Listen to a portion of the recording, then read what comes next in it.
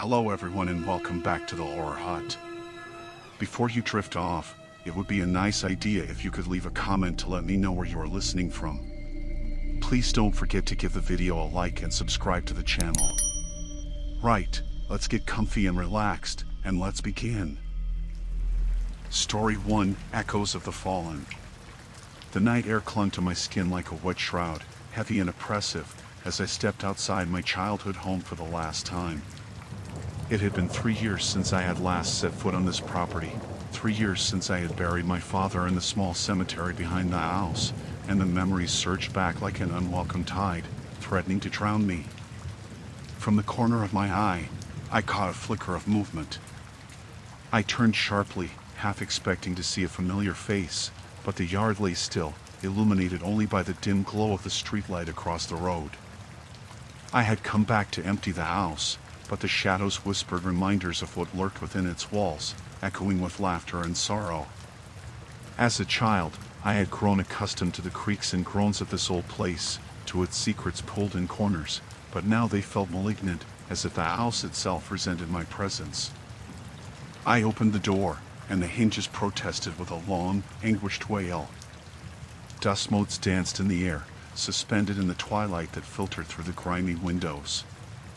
The scent of mildew and old wood clung to every surface, and my heart raced as I stepped inside. I expected to feel a pang of nostalgia, yet all I felt was dread.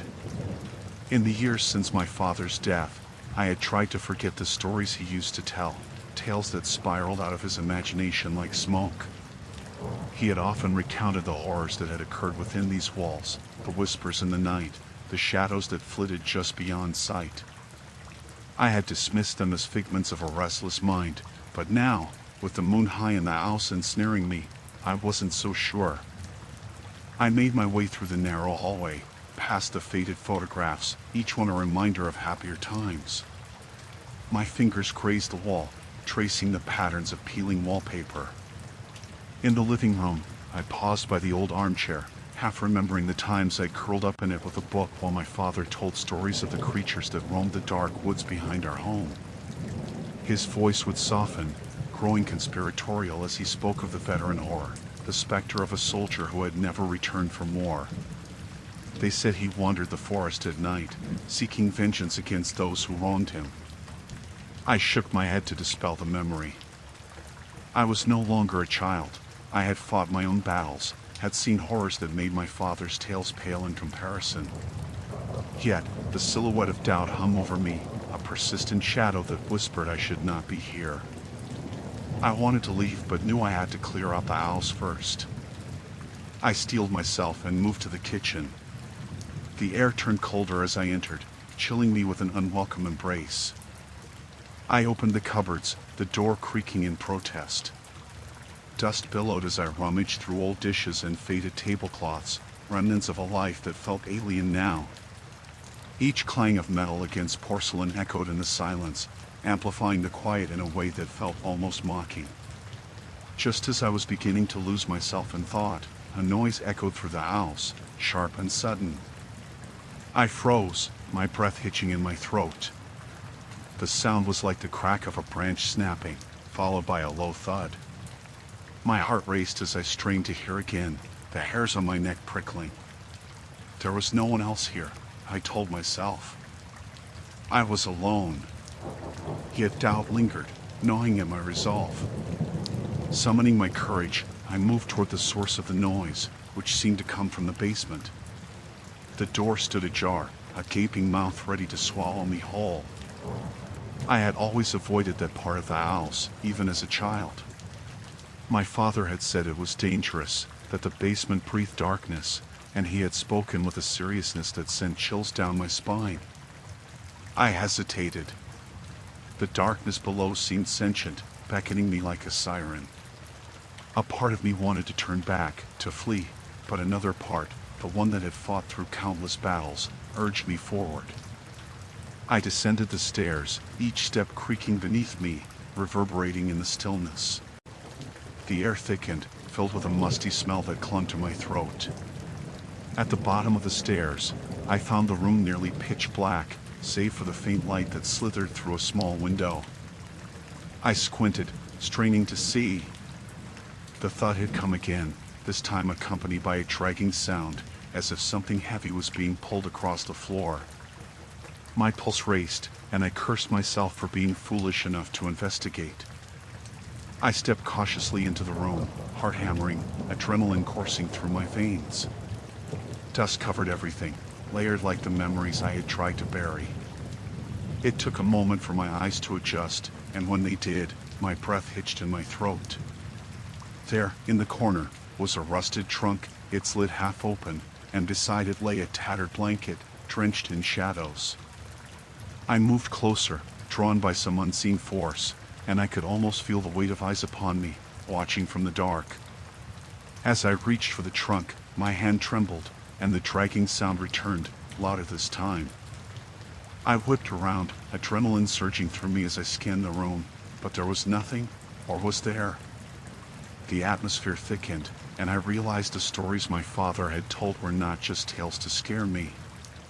They were warnings, echoes of lives interrupted by tragedy.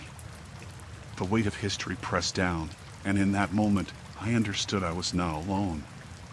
The house was alive with its memories, and as I stood there, I felt the chill of a presence that reached out from beyond, beckoning me into the depths of its dark history. The air in the old house felt thick and oppressive, like a wet blanket clinging to my skin. My heart raced as I edged further into the dimly lit hallway, where shadows danced along the peeling wallpaper. Memories of the previous night flooded my mind. My decision to stay at my late grandmother's home had been impulsive. I had inherited it out of obligation, a property that felt more like a ghost than a dwelling. I paused to listen, straining for any sound that might pierce the stillness. The house was silent, but I couldn't shake the feeling that I wasn't alone. I took a deep breath, letting it settle in my chest before I moved again. Each creak of the floorboards beneath my feet echoed like a warning, urging me to turn back. But curiosity propelled me forward. The heavy scent of mildew lingered in the air, and I could see patches of darkened wood where years of neglect had taken their toll. I passed an old mirror hung crookedly on the wall, its surface fogged and tarnished. In its reflection, I thought I saw a flicker of movement, a shape darting just behind me. I whipped around, but nothing was there. Just the hallway stretching before me, long and uninviting. I stepped into the parlor, my grandmother's favorite room. Dust motes swirled in the weak light streaming through the grimy windows. The furniture was draped in white sheets, ghostly remnants of the past. My grandmother had always said the room held secrets, treasures buried beneath layers of time. I hesitated, tempted to pull back a sheet and uncover the memories, but dread clung to me like a shadow. That was when I heard it, a soft whisper, as if the house itself was trying to speak. I strained to catch the words, but they were indistinguishable, a hasty rustle just outside my perception. I ventured toward the source, convinced my imagination was running wild. The whispering faded just as I reached the parlor door, leading me into the kitchen. It was filled with the scent of rotten wood and stale air. I flipped the light switch, but the bulb flickered weakly before dying completely, plunging me into near darkness. My pulse quickened as I moved further in, the chill of the floor tiles biting into my bare feet. I set my jaw and reminded myself that I was no coward. I had come looking for answers, though the questions were still shrouded in fog. As I rummaged through the drawers for a flashlight, I stumbled across a bundle of letters, yellowed with age and tied with a frayed ribbon. They bore my grandmother's name and the dates written in a hurried scrawl. In a moment of weakness, I opened one. The words inside were frantic, filled with a sense of foreboding. They spoke of things unseen, of shadows that whispered in the night, and a creeping dread that clung to her like a second skin. As I read, my fingers trembled. The more I deciphered, the more the shadows in the corners of the kitchen seemed to shift, as if drawn to my growing unease. I dropped the letter, my heart hammering in my ears. There was a knock at the door, soft yet insistent. I froze, torn between the instinct to hide and the lure of curiosity. The old wooden door, splintered and weathered, remained silent as I approached it. My breath hitched in my throat as I reached for the knob, an internal battle raging within me. Just then, I remembered what Grandma used to say about the house. "It has a mind of its own," she would muse, her eyes distant. "It'll know when you are afraid." I hesitated, but the knock came again, louder this time. My hand grasped the knob, and with a deep breath, I yanked the door open. The porch was empty. A gust of wind brushed past me, sending a shiver down my spine. I stepped outside, scanning the overgrown garden, the fading light casting eerie shadows on the gnarled trees. "Hello?" I called out, but my voice cracked, swallowed by the creeping dusk. A part of me wanted to retreat, to slam the door and lock myself away, but I couldn't. I remembered the letters, the warnings. I needed to know what my grandmother had been hiding. I stepped down into the garden, the grass damp beneath my feet. As I walked further into the fading light, I felt an unsettling presence, like a pair of eyes watching me. I spun around, peering into the thicket, but only darkness met my gaze. The trees loomed like sentinels, their branches clawing at the heavens. I heard another sound, a soft rustling behind me. I turned to look, my heart racing as fear surged through my veins. I was alone. I had to be. But the rustling persisted, and I could feel something shifting in the air, something malevolent lurking just beyond my line of sight. My breath quickened as I backed toward the house, the whispers from the kitchen echoing in my mind. As I turned to flee, I caught a glimpse of something pale amidst the foliage, a fleeting shadow that felt all too familiar. It looked like a figure, ethereal and translucent, slipping from view as my heart hammered against my ribs. I stumbled back to the door, my pulse throbbing in my ears. Just as I reached for the knob, the door creaked open on its own, as if beckoning me inside. I didn't want to go back in, but something deeper than fear compelled me to enter. As I stepped over the threshold, the air shifted, wrapping around me like an embrace. A voice, a soft, melodic whisper, brushed against my ear. "You shouldn't have come back." The words hung in the air as I turned to face the darkness behind me, an unshakable dread settling in my bones. My grandmother's house had become a living entity, and I was now part of its twisted narrative. And whatever lingered in those shadows would ensure that my curiosity would cost me more than I had ever feared. It was past midnight when I finally managed to pry myself from the shifting thoughts that filled my mind like a dense fog. Sleep had become a rare visitor, and yet the weariness clung to my skin, a suffocating weight I couldn't shake. I had sought refuge in the cramped living room, surrounded by the remnants of my once bright life, scattered letters, old photographs, and half-empty coffee cups that had become like friends in my solitude. The darkness outside the window felt alive, thickening as if it were pressing against the glass, eager to seep through. I had always loved the night, its quiet allure, but now it was tinged with something sinister. I could have sworn I heard whispers, familiar yet foreign, curling around the edges of my thoughts. I tried to dismiss them, convincing myself that the wind was playing tricks, but deep inside, I knew the truth had a way of finding its way to the surface.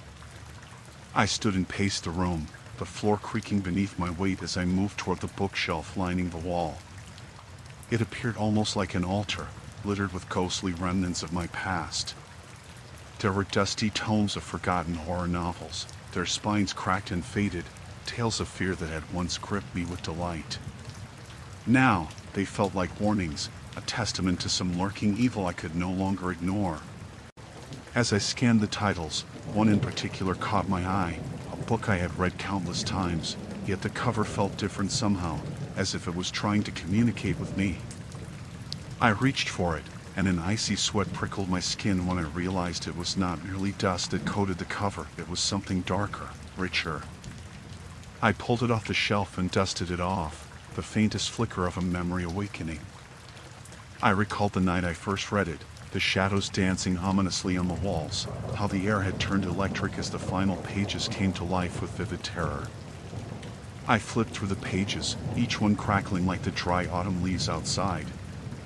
The words on the yellow paper twisted and writhed, sentences rearranging themselves until I could no longer read them. In a moment of panic, I slammed the book shut, but it felt as if the room had shifted, the air thickening to an almost suffocating density. A chill skittered up my spine, and I could have sworn I felt a presence behind me, an unseen audience waiting for the next act in a macabre play. I glanced over my shoulder, and my heart sank. The shadows had deepened, twisted, coiling around the furniture like restless serpents. I shook my head, forcing myself to breathe, attributing the creeping unease to fatigue. Still, the feeling lingered, a tight knot in my stomach that wouldn't let go. In an effort to ground myself, I decided to make a cup of tea. The small kitchen was a beacon of normalcy in the chaos of my mind. I filled the kettle, watching the water swirl, meditative. As I waited for it to boil, I caught sight of my reflection in the window. My eyes were sunken, dark circles framing them like bruises, and I couldn't help but wonder how long it had been since I had felt truly rested, truly safe. Just as the water began to bubble, I heard a soft thud behind me. My heart skipped as I turned quickly, but nothing was there. The shadows remained still, their secrets locked away. I scoffed, shaking my head at my irrational fear. It was just a owl settling, I told myself, though the uneasiness prickled at the back of my neck. I poured the steaming water over the tea leaves and allowed them to steep, the familiar aroma flooding my senses. As I waited, I absent-mindedly glanced back at the living room. That was when I saw it, a flicker of movement, a shadow darting across the wall. My heart dropped, and I froze, the mug halfway to my lips. "Get a grip," I muttered under my breath, but I couldn't shake the sense I was now alone. My heart raced as I edged back toward the doorway, straining to catch another glimpse of whatever had disturbed the silence. The air felt charged, vibrating with an energy that made my skin crawl. And then I heard it, a low, almost mournful whisper, barely audible. It was like the rustling of leaves on a still night, but the words were indistinct, ethereal. I stepped back, instinctively seeking the comfort of the kitchen, the kettle whistling in protest, begging for my attention. I clutched the mug tightly, my breath shallow and rapid.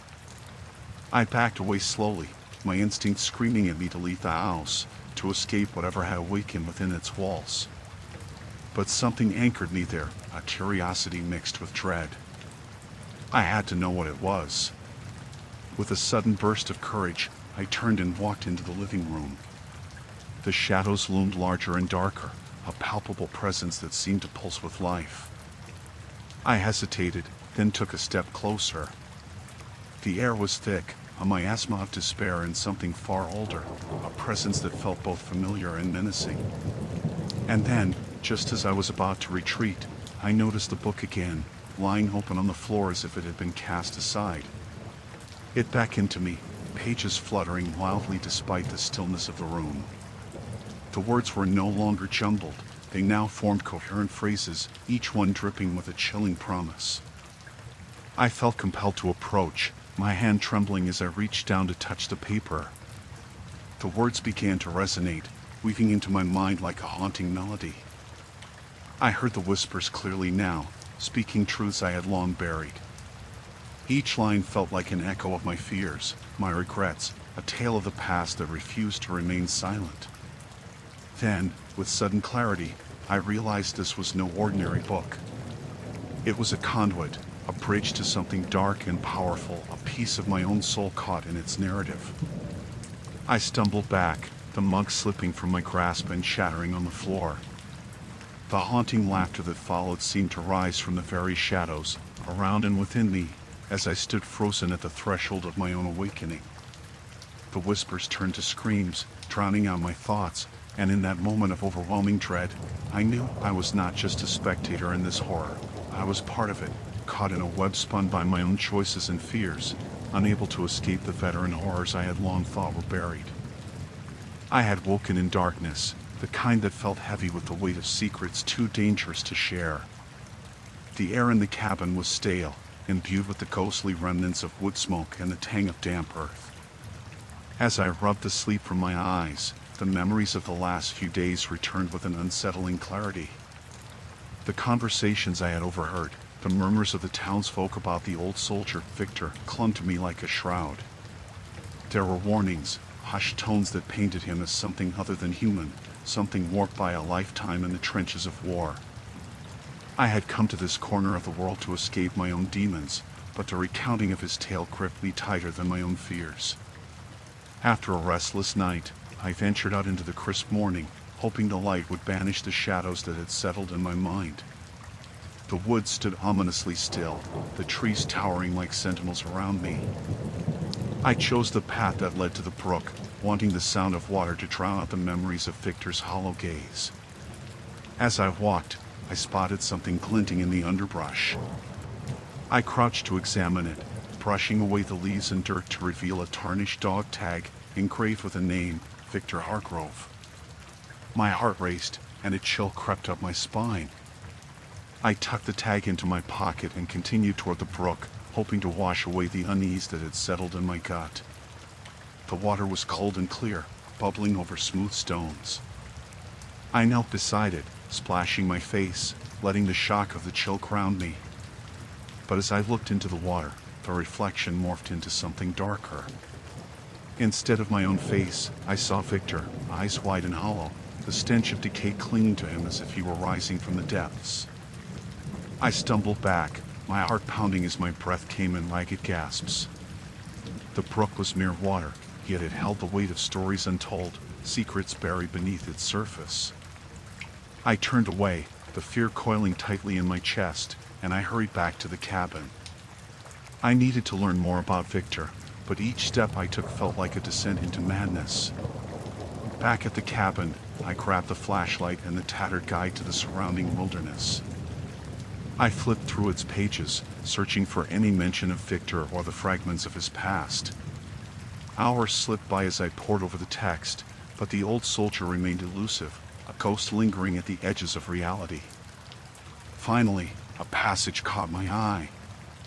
It spoke of a forgotten battle that had taken place nearby, a skirmish clouded in legend. The locals believed that the land was cursed, haunted by the souls of those who had perished. I couldn't shake the feeling that Victor was one of those souls, tethered to this place by an unbreakable bond. As night fell, the world outside transformed into a living tapestry of shadows. The wind howled through the trees, a mournful cry that echoed the secrets held within. I lit the lantern, its flickering light casting eerie shapes across the walls. The stories of the townspeople echoed in my mind, how Victor had returned, scarred and changed, but was he really gone? I set out again, determined to find him. The forest seemed to thrum with energy, the trees leaning closer as if they were a part of some dark congregation. I followed a narrow path that wound deeper into the woods, guided by an unseen force that pulled me forward. The air grew dense with fog, swirling around my ankles like a living thing. I rounded a bend and came upon a clearing, the moonlight spilling down like a balm. There, in the center, stood a figure cloaked in darkness. "Victor," I breathed, my voice a whisper carried away by the wind. He turned slowly, the shadows lifting from his face, revealing eyes that glimmered with an otherworldly brightness. "You've come for me," he said, his voice a rasp that sent shivers down my spine. I wanted to understand, I stammered, rooted in place as dread washed over me. "I am what remains," he murmured, stepping forward, shadows dancing around him like flames. "A veteran of a war that never ended." In his presence, I felt the air thickening, as though the very essence of the forest was alive, breathing in sync with him. "You're not just a soldier, are you?" "I am the keeper of secrets," he replied, a smile twisting his lips, a smile that held no warmth. "And you have been chosen to share them." A tremor coursed through me as I staggered backward, but the fog thickened, enveloping me in its grasp. The whispers of the trees grew louder, voices reaching out from the shadows, beckoning me to join them. "Join us," Victor urged, extending a hand that flickered in and out of existence. You, too, can become part of the story. I turned to run, but the ground shifted beneath my feet, roots sneaking out to entangle me. The forest was alive, and it wanted me. I could hear them now, the voices of those who had come before me, their stories layering upon one another, forming a cacophony that threatened to consume me. I fought against the pull of the earth, straining to break free, but Victor's gaze held me captive. You cannot escape. You are one of us now. The darkness closed in, and as I stumbled back into the shadows of the trees, I knew I was not alone. The secrets of the forest were waiting, and I was destined to uncover them, or perhaps to become one of them. The night hung over me like a weight, pressing into my chest with an intensity that felt almost suffocating. I had spent the past days scouring every inch of the old mansion, each room steeped in dust and secrets, but with every step, the house felt increasingly alive, as if it were watching me, waiting for something to happen. Shadows danced along the walls, morphing and twisting, feeding into the churning dread that had taken root in my stomach. After the unsettling encounter in the attic, I had decided to confine myself to the ground floor, convinced that it would be safer, more manageable. The air was stale but thick with an anticipation that electrified my senses. Outside, the wind howled, the ancient trees bending with age-old creaks, as if they were telling stories I didn't want to hear. I could almost hear the echoes of their whispers as I walked past the cracked windows, the moonlight filtering through the grime and casting ghostly patterns on the floor. I had taken to sleeping in the parlor, where the faded upholstery of the couch had begun to feel like my only comfort. But sleep eluded me, haunted by the memories of war, the shadows of my past melding seamlessly with the dark corners of this house. I shifted frequently, the hardwood digging into my body, but it was the sounds that kept me awake, creaks, echoes, and the faintest hint of laughter that tickled my ears like a lurking predator. One evening, while staring into the flickering glow of a candle, I heard it again, a soft giggle, too innocent for the atmosphere that surrounded me. My heart raced. I was alone, and yet it felt as though the house was home to an unseen child, frolicking just outside my reach. I dismissed it as a figment of my imagination, the echo of a mind unraveling under pressure. But deep down, I knew better. I decided to confront the source of that sound. With a deep breath, I stood and made my way through the dimly lit corridor that led to the staircase. Each step creaked underfoot, the noise reverberating off the walls like an alert to whatever thrived in the shadows. I hesitated at the bottom of the stairs, staring into the yawning darkness above. The upper floor felt like a different world, one ruled by unseen forces that had woven their way into the very fabric of my reality. Compelled by an inexplicable pull, I began to ascend. The air grew heavier with each step, the dim light of my flashlight barely penetrating the gloom. It felt as if I was moving through syrup, my heart pounding in my throat, the echo of my own breath deafening. At the top, a hallway stretched before me, lined with doors that stood like sentinels, guarding their secrets closely. Instinct urged me to turn back, but the giggle rang out again, this time clearer, more distinct. It came from one of the rooms at the far end, the door slightly ajar. I approached cautiously, the wooden floor protesting beneath me. My pulse quickened, a staccato rhythm of fear and curiosity. I tried to convince myself there was nothing to fear. Perhaps it was just a remnant of the house's history, like a whisper of the past reaching out to me. As I nudged the door open, the hinges groaned, revealing a small nursery, untouched by time. Dust hung in the air like lost memories, and the faded wallpaper bore whimsical patterns of toys and animals. My gaze fell upon the nursery's only occupant, a small rocking chair that seemed to sway gently, though there was no breeze.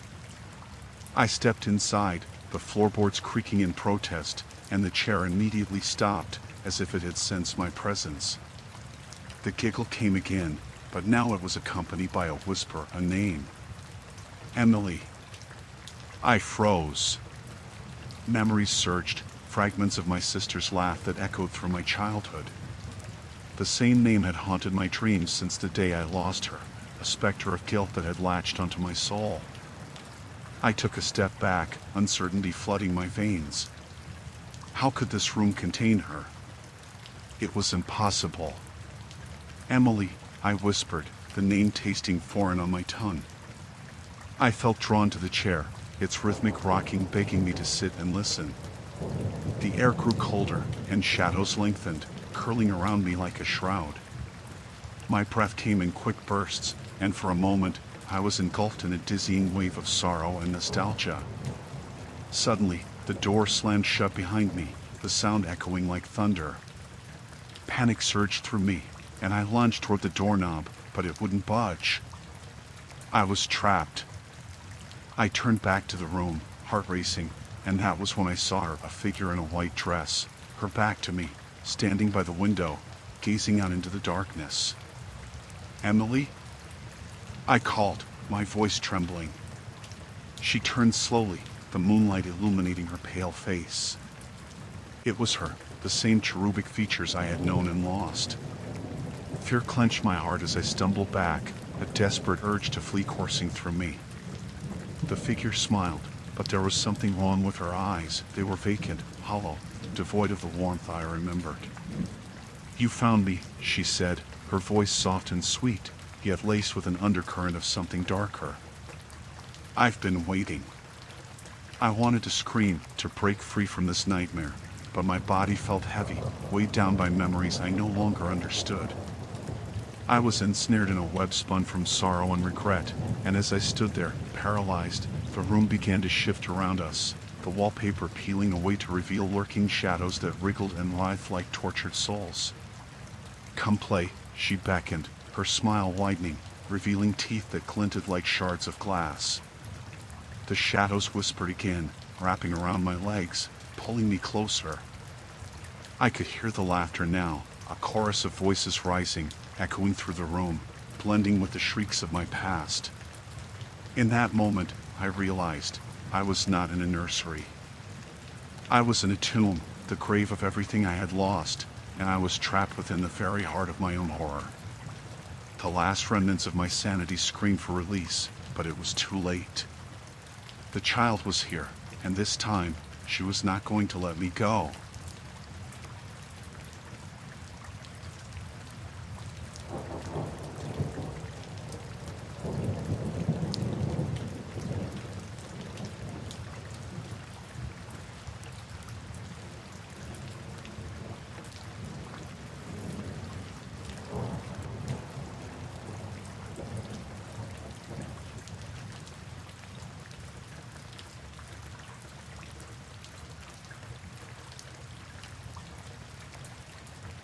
Story 2, Highway Haunt, The Last Delivery. I had never intended to become a trucker. In truth, the life of the open road had always seemed romantic in a distant, cinematic way. I imagined sunsets stretching across endless highways, the freedom of the wind whipping through my open window, and the camaraderie of fellow truckers. I had envisioned myself like those rugged men in movies, battling solitude and the elements.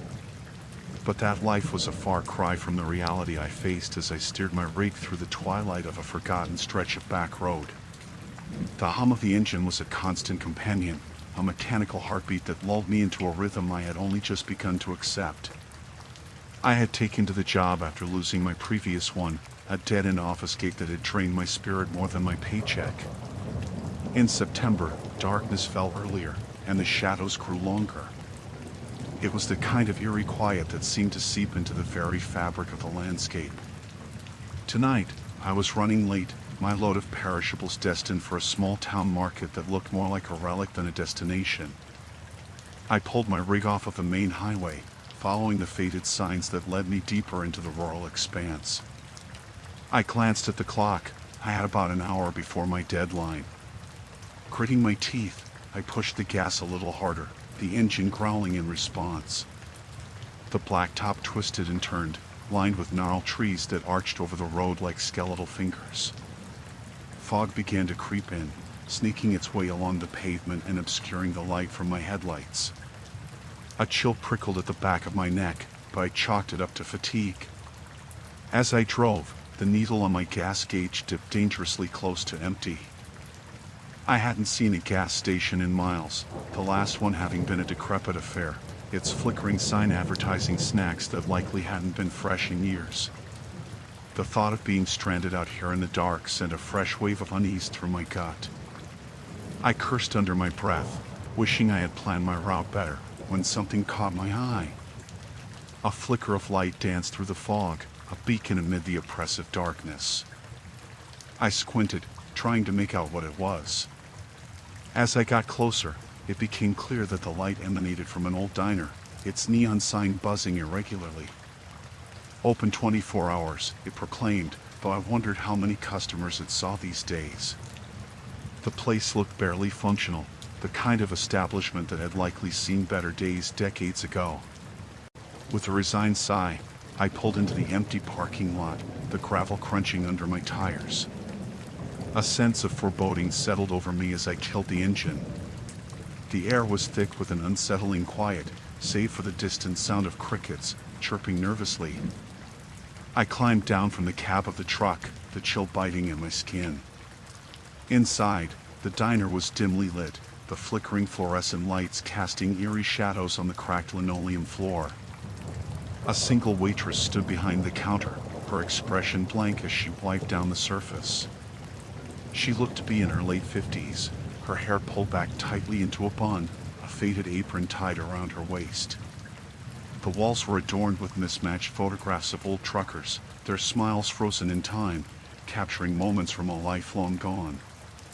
"Evening," I said, forcing a smile. She barely acknowledged me, continuing to wipe the counter. I cleared my throat, feeling the weight of something heavy in the air. "Can I get a cup of coffee?" She nodded slowly, moving to pour me a cup from a pot that looked like it had been used since before I was born. I noticed her hands trembled slightly, a nervous twitch that did nothing to quell my unease. I took my coffee to a booth in the corner, the vinyl seats cracked and peeling. As I sipped the bitter brew, I glanced around the diner, noting the stark absence of patrons. The jukebox sat silent, dusty records lining its top. Above me, an old clock ticked rhythmically, its second hand dragging through the silence. I could see my breath fogging in the cold air, and I realized the heat was off. "Is it always this quiet?" I asked the waitress, trying to break the oppressive silence. "Most nights," she replied, her voice a mere whisper. "Not many stop by anymore." "Must be tough," I said, attempting to sound sympathetic. "You have regulars."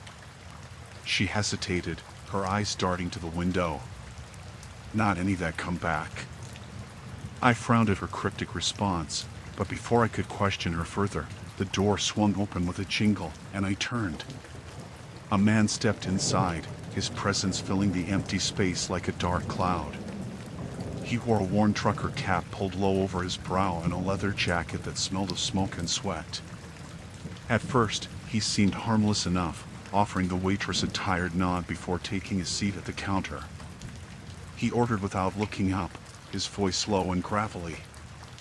As he waited for his meal, I couldn't shake the feeling he was watching me, his gaze lingering longer than necessary. Panic clawed at my throat as I caught the waitress's eye.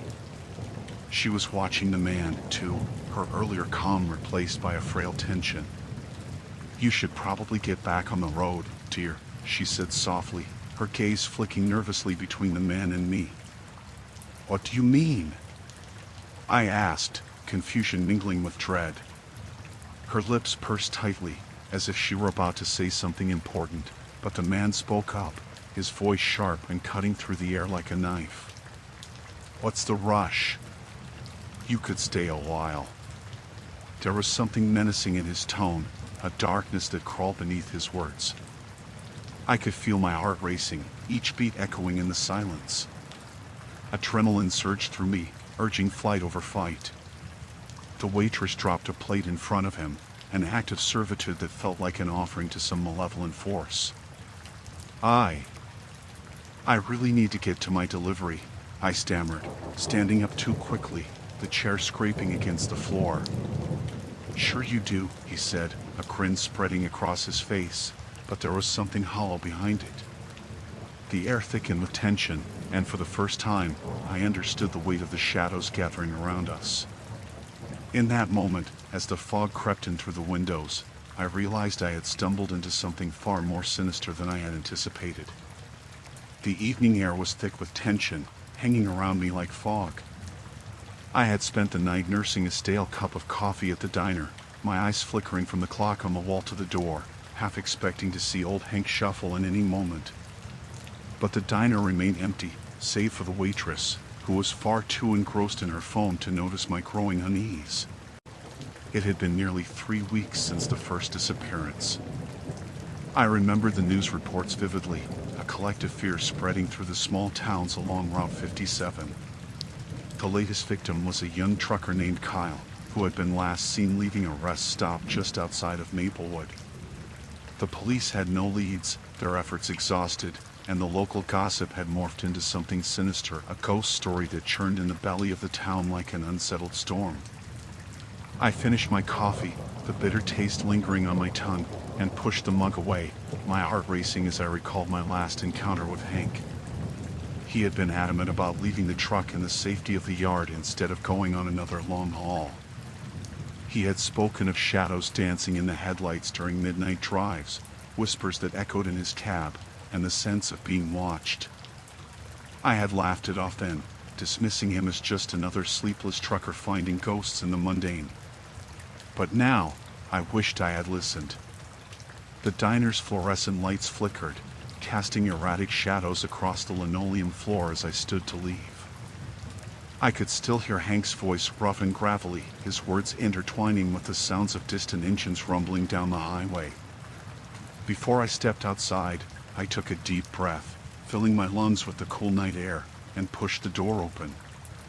As I walked towards my car, the gravel crunched underfoot, each step a reminder of my solitary existence in this wide-open space.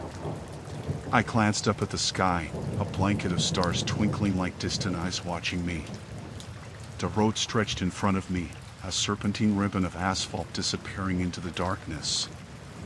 I hesitated, my instincts flaring, the hairs on my neck standing on end as I felt an inexplicable urge to turn back, to remain within the comforting neon glow of the diner. But I didn't.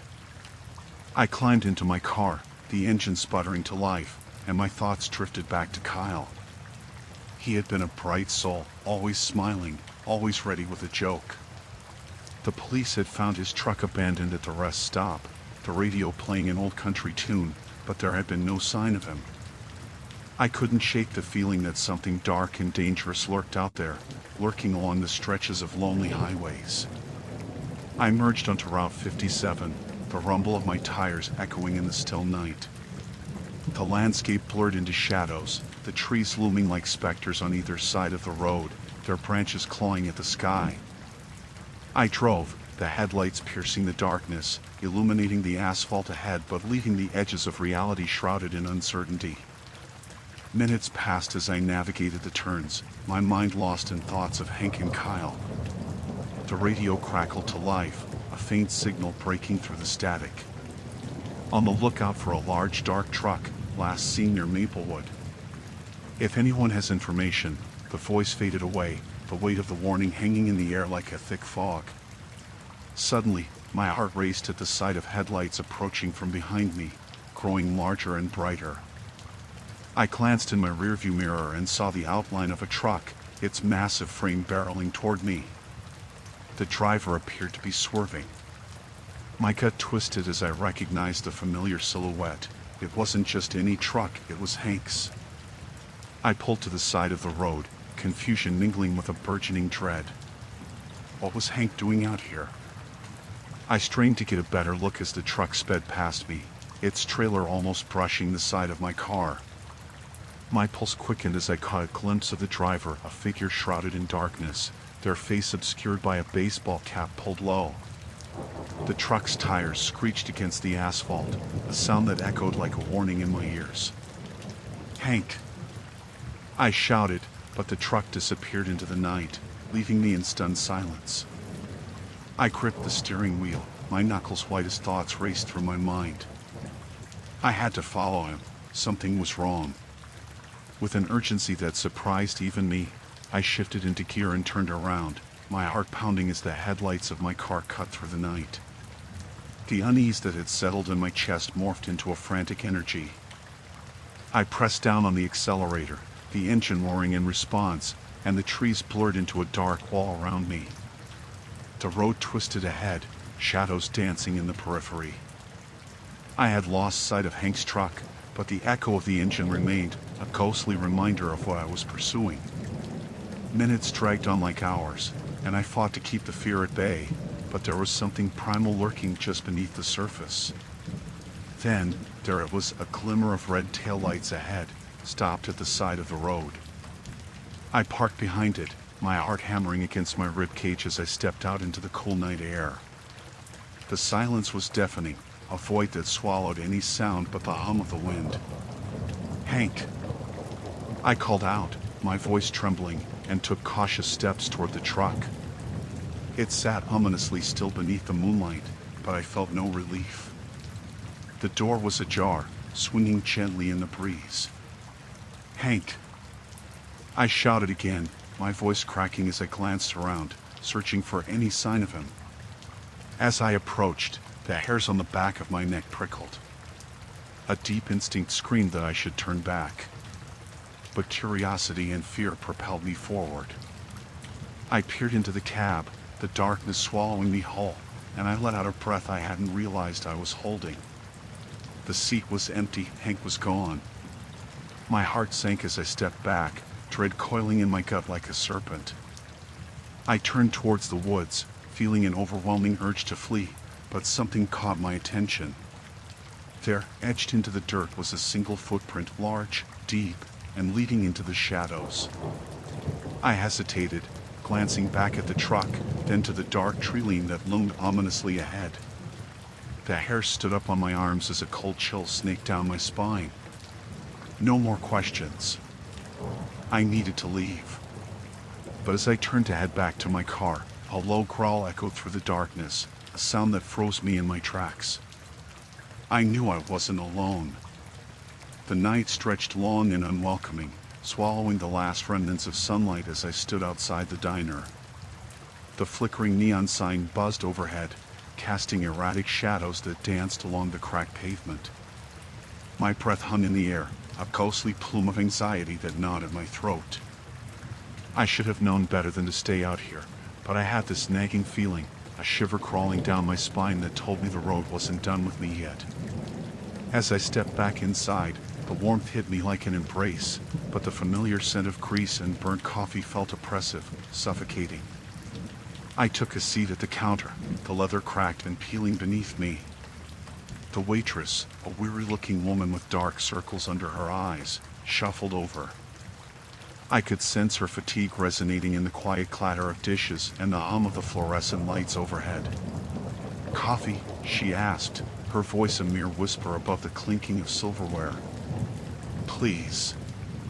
The word emerged almost involuntarily, a reflex of habit rather than a need. I felt uneasy under her gaze, as if she was weighing my presence against something unseen. She poured the coffee, the dark liquid swirling as it sloshed into the chipped mug. I wrapped my hands around it, relishing the warmth, but my eyes flicked to the door, half expecting someone or something to walk through.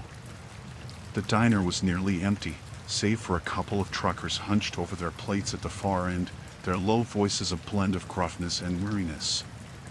As I sipped my coffee, I recalled the strange events of the day. The hitchhiker, his eyes, dark and glistening like oil under moonlight, had unnerved me more than I cared to admit. I had turned him down flat, yet I felt that his presence lingered, like a shadow in the corner of my mind. The way he had studied me, as if he could peel back the layers of my soul with nothing but a stare. "Crazy night, huh?" one of the truckers called, his voice breaking through my thoughts. He was broad-shouldered, with a weathered face that told 1,000 stories. A trucker's life was one of solitude, an endless stretch of highway under an indifferent sky, yet his eyes sparkled with an unsettling excitement. "Yeah," I replied, not sure what else to say. Out there on the road, he leaned in closer, as if sharing a secret. You ever hear any stories? You know, about things that happen out there? I mustered a shrug, though the pit in my stomach churned. Just the usual legends, I guess. He chuckled softly, an almost knowing sound. No, I mean real stories. Things that'll make you think twice before getting behind the wheel at night. I leaned forward, the coffee nearly forgotten. Like what? He hesitated, glancing over his shoulder as if the walls themselves had ears. You ever hear about the truck stop killer? The name sent a chill racing down my spine. I had heard whispers, scattered tidbits of horror that rippled through the long hours on the road. A man who preyed on weary travelers and lured them into his rig with the promise of safety. The trucker continued, his voice dropping to an almost conspiratorial whisper. They say he drives a dark blue Peterbilt, always parked at the lonely ends of the truck stops. Lures in the desperate, the lost, and they vanish. No one hears from them again. Just gone. I swallowed hard, my heart pounding against my rib cage. And they never find him? He shook his head slowly. Some say he's just another ghost of the highway, one of the many who've lost their way. Others say he's still out there, waiting for the next soul to wander too close. Are you serious? I blurted, though part of me was captivated. Dead serious, he replied, his gaze unwavering. You can feel it sometimes, the weight of eyes watching you when you're alone out there. Makes the hair on your neck stand up. I forced a laugh, trying to shake off the dread that settled over me like a damp blanket. I'll keep my eyes peeled, then. The trucker just smiled, the kind of smile that didn't quite reach his eyes. Good idea, darling. You never know who or what you might run into. The rest of the diner faded, the atmosphere thick with tension. I could still feel it, the lurking presence of something that didn't belong. My fingers tightened around the mug as I considered the stories swirling around me. It wasn't long before the truckers finished their meal and stood to leave, their chatter echoing in the emptiness of the diner. I watched them head outside, their footsteps fading into the night, mingling with the distant rumble of diesel engines. Suddenly, the door swung open again, and my heart leapt into my throat. I turned, but it was just a latecomer, a man covered in shadows under a worn baseball cap. He glanced around, his gaze darting quickly before settling on me. Hey, do you mind if I join you? He asked. Something about the way he asked sent a shiver down my spine, but I nodded nonetheless. He slid onto the stool next to me, and I felt the air shift, the temperature dropping as if the very essence of the diner had darkened. Long night? He asked, an unsettling smile curling across his lips. I opened my mouth to answer, ready to reassure myself that it was just the coffee and fatigue playing tricks on my mind, but the words caught in my throat as a familiar chill raced down my spine. The stories, the warning, the hitchhiker, I was no longer just a spectator in this tale of horror. Something was coming for me, and I could feel it stirring in the shadows, waiting for the right moment to strike. I woke to the sun filtering through the grimy windshield of the truck, its rays sifting through the dust like fingers raking through a tangled mess of hair. The air inside was stale, mixed with the faintest whiff of diesel and something else I couldn't quite place. I blinked against the sunlight, struggling to remember where I was and what had happened the night before. The memories crashed over me in waves running, the man in the shadows, the metallic taste of terror clinging to my tongue. The truck had rolled to a stop at a rest area, the kind of desolate place with yellowed restrooms and a vending machine that had seen better days. I had parked there after my frantic drive, needing a few moments to catch my breath. Now, the stillness outside felt oppressive, as if the world was holding its breath in anticipation. I checked the time on the dashboard. It was already past noon. I climbed out, the chill of the morning air hitting me square in the chest. I couldn't shake the feeling that I was being watched, the hairs on the back of my neck prickling with unease. I glanced around, half expecting to see the man from last night lurking just beyond the trees, but only the silent expanse of the parking lot greeted me. The other trucks were silent giants, some with their engines still rumbling, but the drivers remained hidden behind their tinted windows. I dragged my feet toward the restroom, every step feeling like I was intruding on a sacred space. As I pushed open the door, the musty smell hit me like a slap. Inside, the flickering fluorescent lights cast sickly shadows across the grimy tiles. I splashed cold water on my face, hoping to wash away the lingering panic. It didn't work. The reflection staring back at me was gaunt and haunted, eyes wide and bloodshot. I needed to keep moving. This place felt wrong, like a trap that had been set just for me. I trudged back out to my truck, scanning the area for any signs of danger. That's when I noticed him, a figure leaning against one of the other trucks, arms crossed, gazing directly at me. The man was tall, clad in a weathered leather jacket, his face obscured by the brim of a worn cap. There was something unnerving in the way he stood, as if he was waiting for me to make a move. My heart hammered in my chest. I turned away quickly and slid into the cab, locking the door as if that could keep him out. I fumbled with the keys, my hands shaking as I tried to turn the ignition. The engine sputtered to life, sending a jolt of relief through me. I glanced in the rearview mirror, and my stomach dropped. The man had moved closer, his shadow stretching over the pavement, eyes fixed on me with a predatory intensity. I could sense his curiosity mixed with something darker. Desperate to escape, I shifted into gear and pulled out of the lot, the tires crunching against the gravel as I hit the road. The scenery blurred outside, endless stretches of asphalt framed by thick trees, their branches clawing at the sky. I felt a strange mix of freedom and dread, like I had just stepped out of one nightmare into another. As the miles unfolded, the unease settled back into my bones. I couldn't stop glancing at the mirrors, half expecting to see that figure trailing behind me. I knew I should call the police, but who would believe me?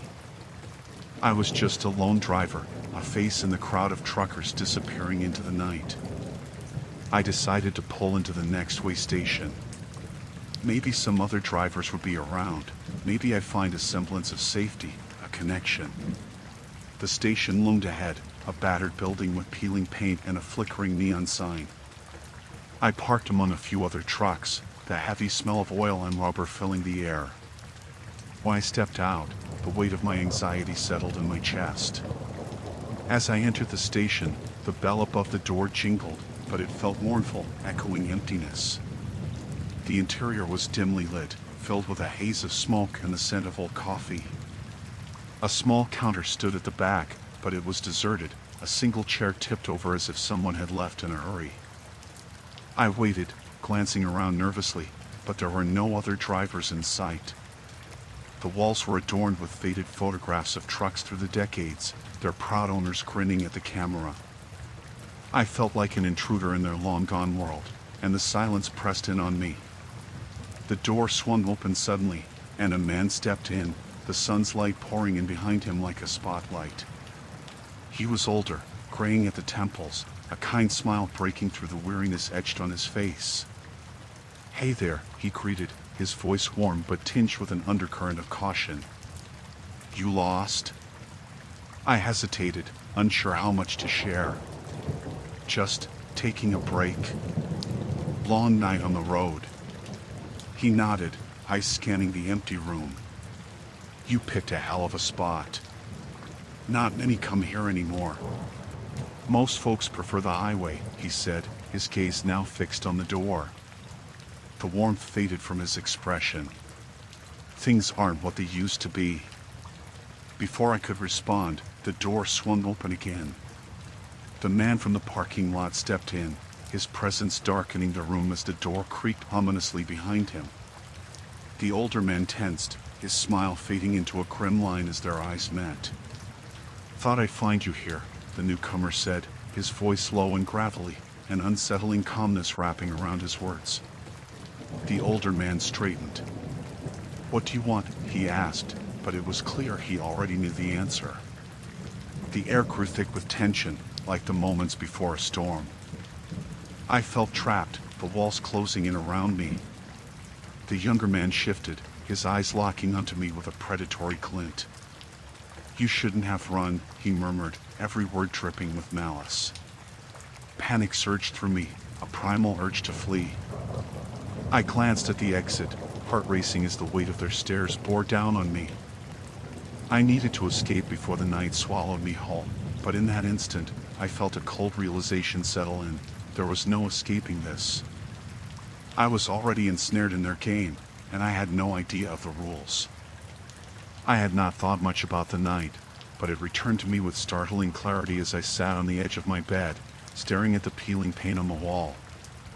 Shadows crept along the corners of my small room, mocking me with memories I wished to forget. The air felt heavy, thick with dread. I could still hear the sound of the diesel engine echoing in my ears, a reminder of the truckers who drove through our small town, leaving behind more than just tire tracks.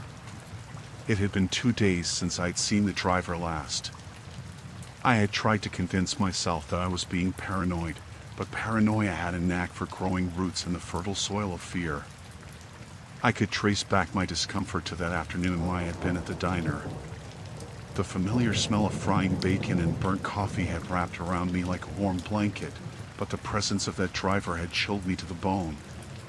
He had come in quietly, slipping through the door like a shadow. His face was hidden beneath the brim of a worn-out cap, but I could see the glint of his eyes, sharp and full of something primal. He had sat in the corner booth, and I felt his gaze flicking between the other patrons and me. When he ordered, his voice was gravelly, deep like the ground I had never wanted to dig into. I tried to ignore him as I served the usual crowd, farmers in flannel shirts, tired locals who always sat at the same tables. But there was something about him that gnawed at my insides. I caught him watching me, studying me. I could feel the weight of his eyes, heavy and unyielding. I had hurried to the back, my heart pounding, trying to convince myself that it was just my imagination. For 2 nights, I had wrestled with the thought of him. My mind kept replaying our brief encounter as I lay in bed, a relentless loop that bled into my dreams. I dreamt of a highway stretching to infinity, where trucks barreled through the night like ominous phantoms. I would wake up, my sheets soaked with sweat, the echoes of engines still resonating in my ears. The next night, I decided to confront my fears. I would go back to the diner, face the driver, and show him that I was not afraid. But as I stepped into the diner, a frigid gust of wind followed me in, sending a shiver down my spine. The atmosphere felt different that night, charged and electric, as if everyone was holding their breath. The driver was there again, but this time he was not alone. A small group of men surrounded him, laughter spilling from their lips, throaty and guttural. I retreated to the counter, pouring coffee and pretending to be busy, but I could feel his eyes searching for me, even as I avoided his gaze. I could sense something unsaid hanging in the air, something sinister that made the hairs on my neck stand on end. The waitress, Judy, leaned over the counter and whispered, "You see that guy? He's a troublemaker. Trucker gangs roll through here sometimes, and they're not just passing through." Her voice trembled, and I could see the fear in her eyes. "You don't want to get mixed up with them." I forced a smile, but her warning only deepened the pit of dread in my stomach. I glanced back at the driver, his laughter now sharper, more menacing. I caught bits of their conversation, snippets of talk about roads less traveled and dark places where the sun never shone. The laughter faded, and I could hear the chilling undertone of their words, the kind that sent a jagged piece of ice sliding down my spine. I made my escape, my heart racing as I pushed through the door. The night air was suffocating, and I hurried to my car, hoping to put as much distance between me and that diner as possible. As I drove through the darkened streets, trees loomed like sentinels, and I could not shake the feeling of being followed. It was absurd, but my mind spun tales of what could happen if I didn't get out of there. My phone buzzed violently in my pocket. I pulled over, fumbling to retrieve it, and saw a text from Karen, my best friend. "You okay? Heard some talk about the truckers. They're not good news." I scoffed at how she always jumped to conclusions, but deep down, the unease seeped in again. The next day, I decided to stay home. I turned off my phone and ignored the world outside. I settled into a comfortable routine, or so I thought. I cleaned, cooked, and read, all while the unsettling presence of those truckers lingered in the back of my mind. But life has a way of slapping you into reality when you least expect it. That evening, I heard a knock on my door. It was sharp and insistent, a sound that echoed through the empty hallways of my unease. My heart raced as I approached the door, peering through the peephole. I felt a wave of dread wash over me as I spotted the familiar figure, the driver. I stepped back, panic flooding my veins. My instinct screamed at me to run, to hide. I could hear him calling out, his voice low and gravelly, the laugh from the diner rippling in my mind. The door felt like a flimsy barrier against the storm of uncertainty that brewed outside. I glanced around, searching for something, anything that could protect me. Suddenly, my thoughts were cut short by another knock, louder this time. The door rattled, sending a surge of adrenaline through me. I could not let him in. I would not let him in. Then, I heard it. A soft rustling sound, too quiet to be a mere figment of my imagination. It came from the back of the house, somewhere in the dimness of my own space I had thought was sanctuary. Fear gripped my throat as I turned to look, my heart pounding in my ears, the driver's shadow looming larger in my mind as I wrestled with the growing darkness that threatened to swallow me whole.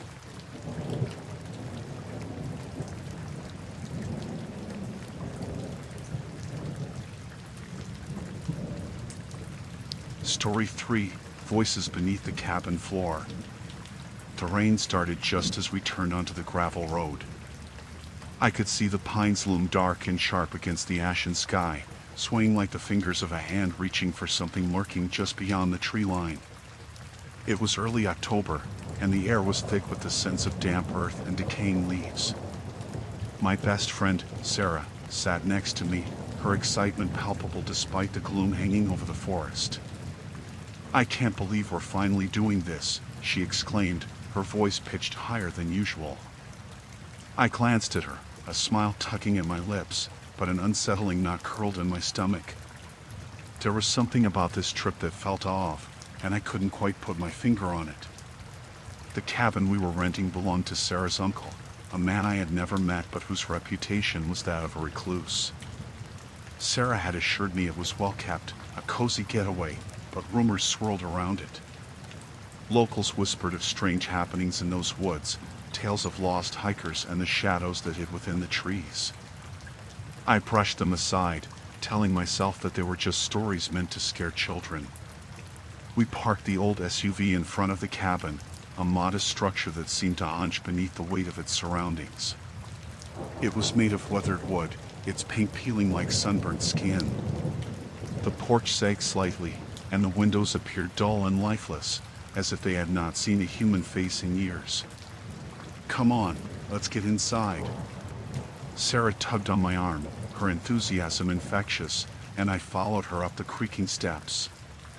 As we entered, a musty scent greeted us, and I wrinkled my nose. The interior felt darker than it should have, even with the overcast light filtering through the grimy windows.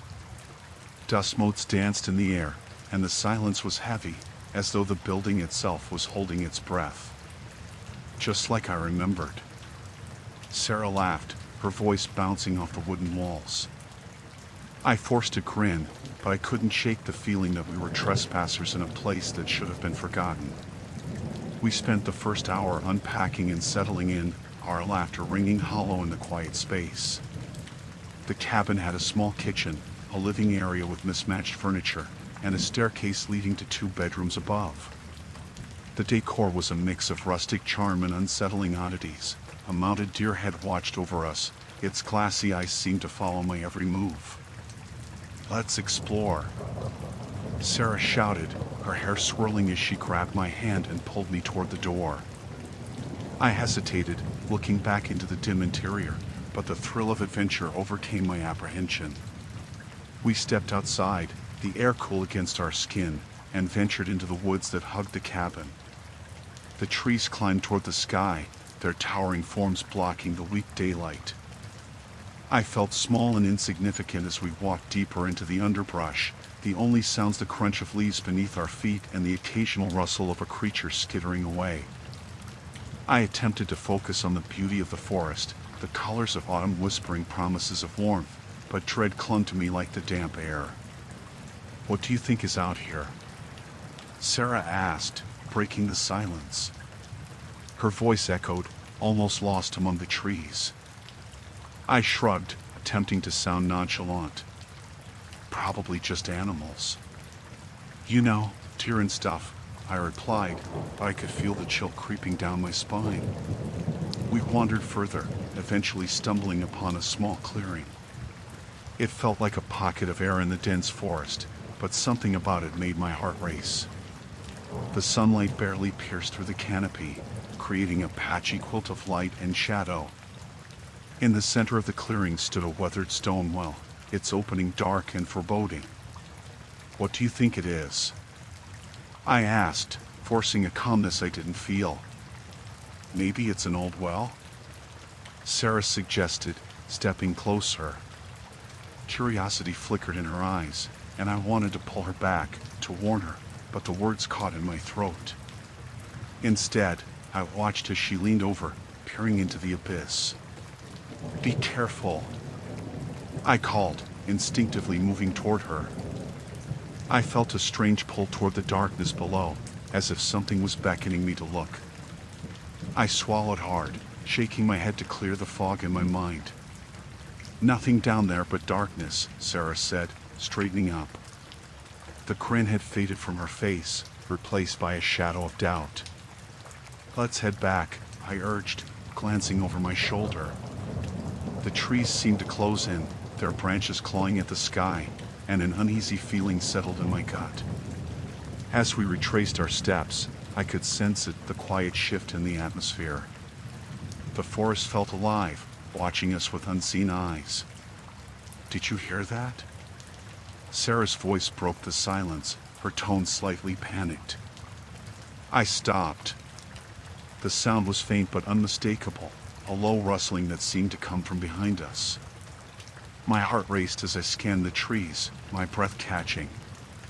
It's probably just a rabbit, I said, forcing a laugh, but my voice was thin. We hurried back to the cabin, the oppressive silence of the woods swallowing any trace of lightheartedness. I locked the door behind us, the sound echoing in the stillness. Sarah sank onto the couch, her hands trembling slightly as she ran them through her hair. What is it? I asked, trying to keep my tone steady. I couldn't tell if my unease was contagious or if the forest had truly gotten under my skin. Just a weird feeling, you know, she replied, looking out the window at the trees, their shapes now twisted and threatening. The air felt heavier, as if the weight of the woods was pressing against the cabin's walls. As night began to creep in, the shadows lengthened and the forest grew more ominous. We settled into silence, the only sound the occasional creak of the owls settling. I tried to focus on the flickering light of the small lantern we had turned on, but my mind kept wandering back to that well. Darkness enveloped the cabin, and as the wind howled outside, I couldn't shake the feeling that something was waiting in the shadows, waiting for its moment to creep into our lives. I glanced at Sarah, who looked lost in her own thoughts. I couldn't help but wonder what secrets this place held, and if we were truly alone in the woods. The first night at the cabin had been unsettling, but I told myself that it was just the isolation playing tricks on my mind. The wind howled through the trees, and the owls creaked like a living thing, but I found a fragile comfort in the familiar confines of my childhood refuge. My brother, Derek, had left early that morning to hunt, though he assured me he would return before dark. I was left alone, surrounded by the suffocating embrace of the woods. As the sun dipped below the horizon, I lit a fire in the stone hearth and watched the flames crackle and dance. Shadows flickered across the walls of the cabin, twisting into grotesque forms that played tricks on my eyes. I wrapped my arms around my knees, feeling the chill seep into my bones. The fireplace was supposed to provide warmth, yet I felt an icy grip tightening around me, squeezing my throat and urging me to leave. The phone had been disconnected for years, and my only link to the outside world was the radio, its crackling static echoing my own unease. As I turned it on, I scrolled through the frequencies, searching for something that would anchor my mind. The radio hissed, picking up snippets of a weather report, but soon devolved into a jarring mix of ghostly whispers and static that sent shivers down my spine. I switched it off, the silence that followed pressing heavily on my senses. I had not intended to sleep, but fatigue crept in as I stared into the flames. My eyelids grew heavy, and I surrendered to the pull of sleep, ensconced in the rhythmic crackle of the fire.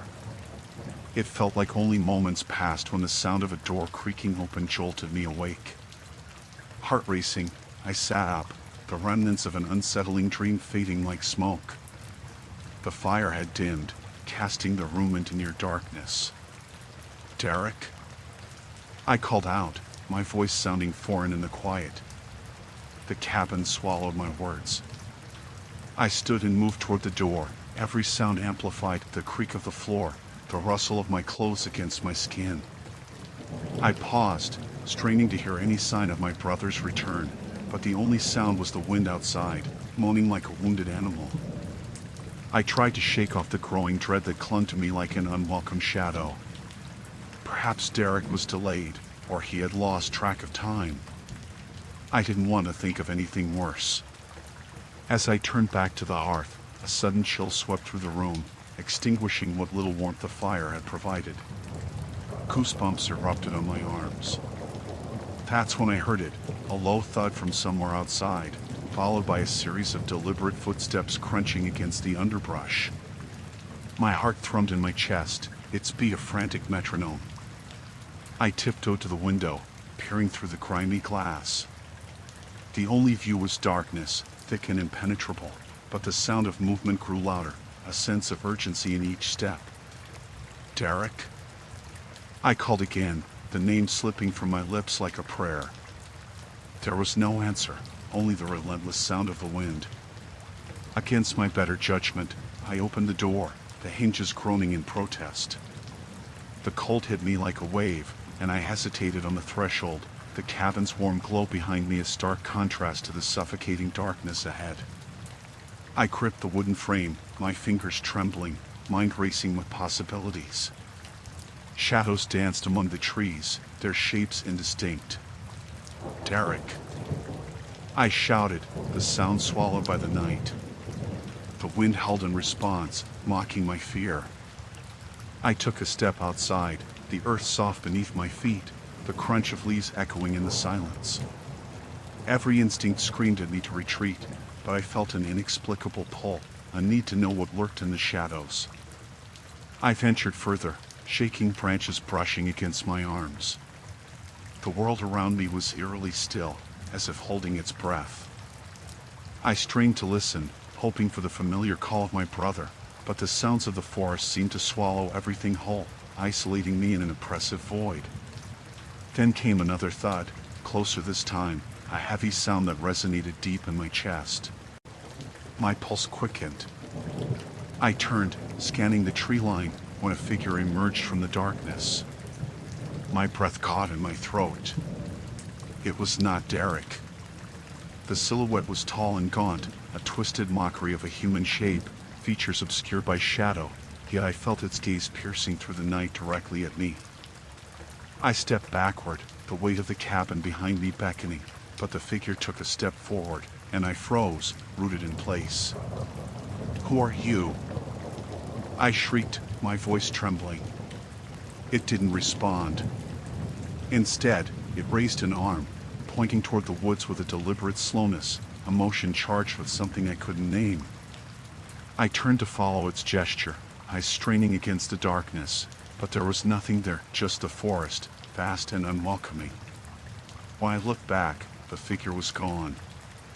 I stumbled back toward the cabin, the feeling of being watched pressing heavily upon me. I slammed the door shut, locked it with shaking hands, and leaned against it, the weight of panic crashing over me like a tidal wave. The cabin was small, a refuge I had known since childhood. But tonight, it felt like a prison, its walls looming closer, suffocating me. I could hear my heartbeat in my ears, the sound of dread echoing in the stillness. I sank to the floor, wrapping my arms around my knees, waiting for Derek to return. I needed him to come back, to shatter the silence and bring reason to the madness encroaching around me. Outside, the wind howled again, and I felt a stirring in the air, the promise of something terrible lingering just beyond the door.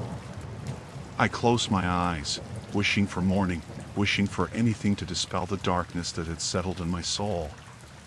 The morning light filtered through the grimy windows of the cabin, casting thin bars of brightness across the dust-covered floor. I woke up disoriented, the dream I had fading like smoke, leaving behind an unsettling sensation curling in my gut.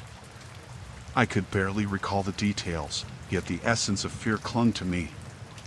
An omen, I thought. I swung my legs off the bed, feeling the cool wood beneath my feet, and reluctantly forced myself to get up.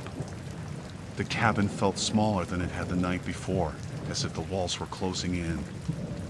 I was alone, and the silence stretched out like a taut string, beckoning me to break it. I glanced toward the front door, wondering how far the nearest help might be. The answer sent a chill down my spine. I was miles from any semblance of civilization. The thought was suffocating, yet I pushed it aside, deciding that I needed to explore the place. As I stepped outside, the crisp air struck me like a slap. The forest loomed around me, ancient trees standing sentinel, their gnarled roots twisting and curling like skeletal fingers. I took a deep breath, inhaling the scent of damp earth and decay. My resolve hardened. I would not be a prisoner of my fears.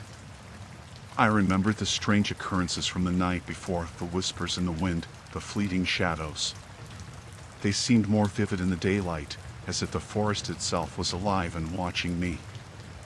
I decided to venture further into the woods, hoping to find something, anything, that would distract me. The underbrush crackled beneath my feet as I pushed deeper, the path becoming less defined with each step. I had no real destination in mind, just an urge to escape the cabin's oppressive atmosphere. After what felt like hours, I stumbled upon a clearing. It was a small space, encircled by towering pines, their needles carpeting the ground in a thick green layer. In the center stood a crumbling stone well, its mouth gaping like a dark maw. I approached cautiously, peering into its depths. The darkness seemed to swirl and breathe, and for a moment, I thought I heard a low, rhythmic thumping echoing from within. I stepped back, my heart racing.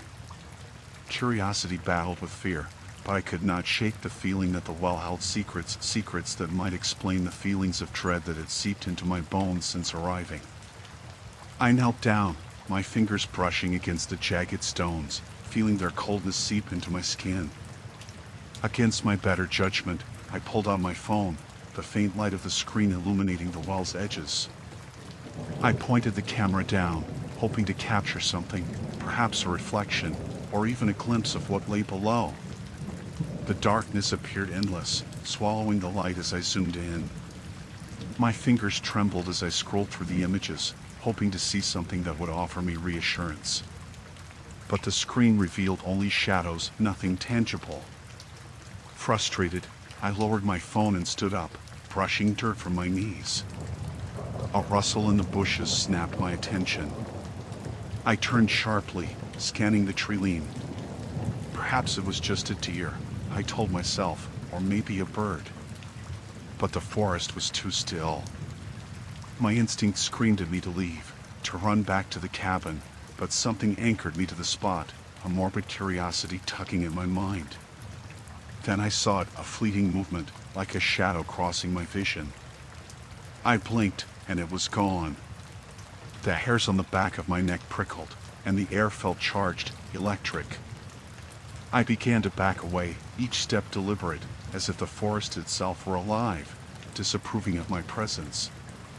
Suddenly, I heard the unmistakable sound of footsteps behind me, crunching on twigs and leaves.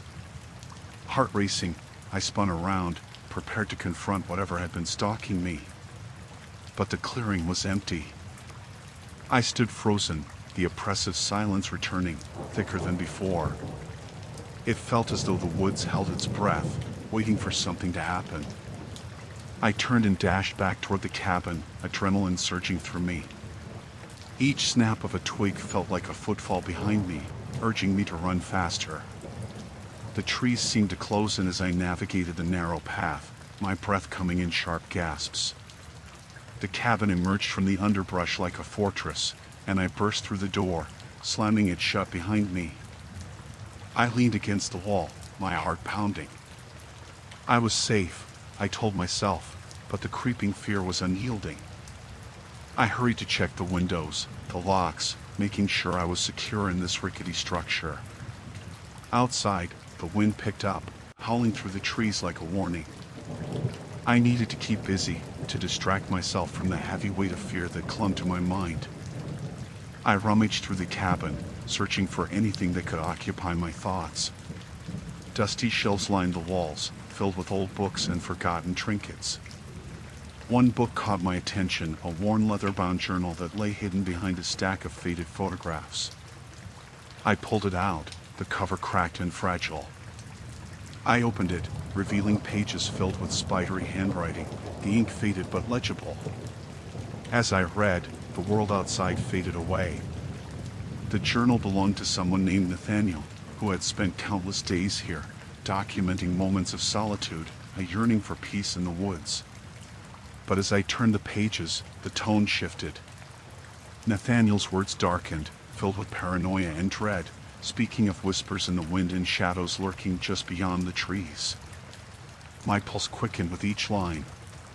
He wrote of seeing figures moving at the edge of his vision, always just out of reach, and how he could hear them calling his name in a language he could not understand. The final entry was hastily scrawled, the ink running down the page as if he had written it in a frenzy. It warned against venturing too deep into the woods, claiming that the well was a gateway, a threshold to something unspeakable. I shut the journal with trembling hands, my heart racing. The sun dipped lower in the sky, and the shadows of the trees stretched longer and darker. I felt their presence pressing in on me, a weight of foreboding. Nathaniel's words echoed in my mind, wrapping around me like a noose. I was now alone, and whatever had taken hold of this place had no intention of letting me go. The following days bled into one another, each sunrise a reluctant promise of more unease. I had ventured deeper into the woods, consumed by a primal curiosity that warred against the instinct to flee. The air felt charged, heavy, as if the trees themselves held their breath, waiting. The shadows grew longer each afternoon, stretching out like sinister fingers reaching for my soul. I could sense something lurking beyond the edges of my vision, a presence that flitted just out of reach. I had returned to the cabin, my refuge and my prison. The walls loomed around me, the corners too dark, the silence too loud. I spent my days scavenging for supplies, gathering what little I could find to sustain myself. The pantry, once stocked with canned goods, now teetered on the brink of emptiness. As I rummaged through the remnants of someone else's life, I could almost hear their laughter echoing in the empty rooms, a haunting reminder of normalcy I could scarcely comprehend. It was on the third night that I first heard the whispers. They curled around me, serpentine and soft, slithering through the cracks in the cabin's walls. I had just extinguished the dying fire, its orange glow fading into a cold blue shadow, when the sound emerged. I thought I might have imagined it at first, the low murmur that pulsed with a life of its own. Yet as I lay in the stillness, that sound wormed its way into my mind, growing louder, more distinct. The words were alien, a foreign tongue that twisted and turned, taunting me. I sat up, my heart pounding, mind racing. The floor creaked beneath me as I moved, a reluctant footfall toward the source of the sound. It seemed to come from the corner of the main room, where the walls had begun to swell and warp. I pressed my ear against the wood, straining to catch the words, but they slipped away as quickly as they came. The temperature plummeted, and I shivered, my breath clouding in the dim light. I stumbled backward, slamming against the table, sending a glass jar clattering to the floor. It shattered, a cacophony of sharp sounds slicing through the silence. The whispers shifted, then stopped, leaving only the quiet creaking of the cabin around me. In that moment, a cold dread settled in my chest. I was not alone. The next day, I ventured out into the thicket, desperate for distraction. The forest felt alive, each rustle and snap echoing my unease. I followed a narrow trail that wound deeper into the woods, each step heavy with the weight of unseen eyes. I turned back frequently, convinced I would find something, an animal, a figure flitting between the trees. But only shadows met my gaze. I stumbled upon a clearing, a long-abandoned campsite, the remnants of a fire pit surrounded by decaying logs. A sense of desolation enveloped me. As I picked through the debris, I uncovered a tattered map, its edges frayed and worn. The ink had faded, but I could make out markings, symbols I didn't recognize, a scrawl in the margins that warned of the hollow. A chill crept down my spine. The whispers in the cabin echoed in my mind, and I wondered if they had come from this place. With the setting sun looming in the distance, I knew I had to return to the cabin. The light slipped away too quickly, and shadows crept in like a tide, threatening to drown the last remnants of safety. As I retraced my steps, a rustle in the underbrush caught my attention. I froze, holding my breath. A figure emerged, barely visible between the trees. I squinted, heart racing. It was a woman, her hair tangled like weeds, her dress torn and filthy.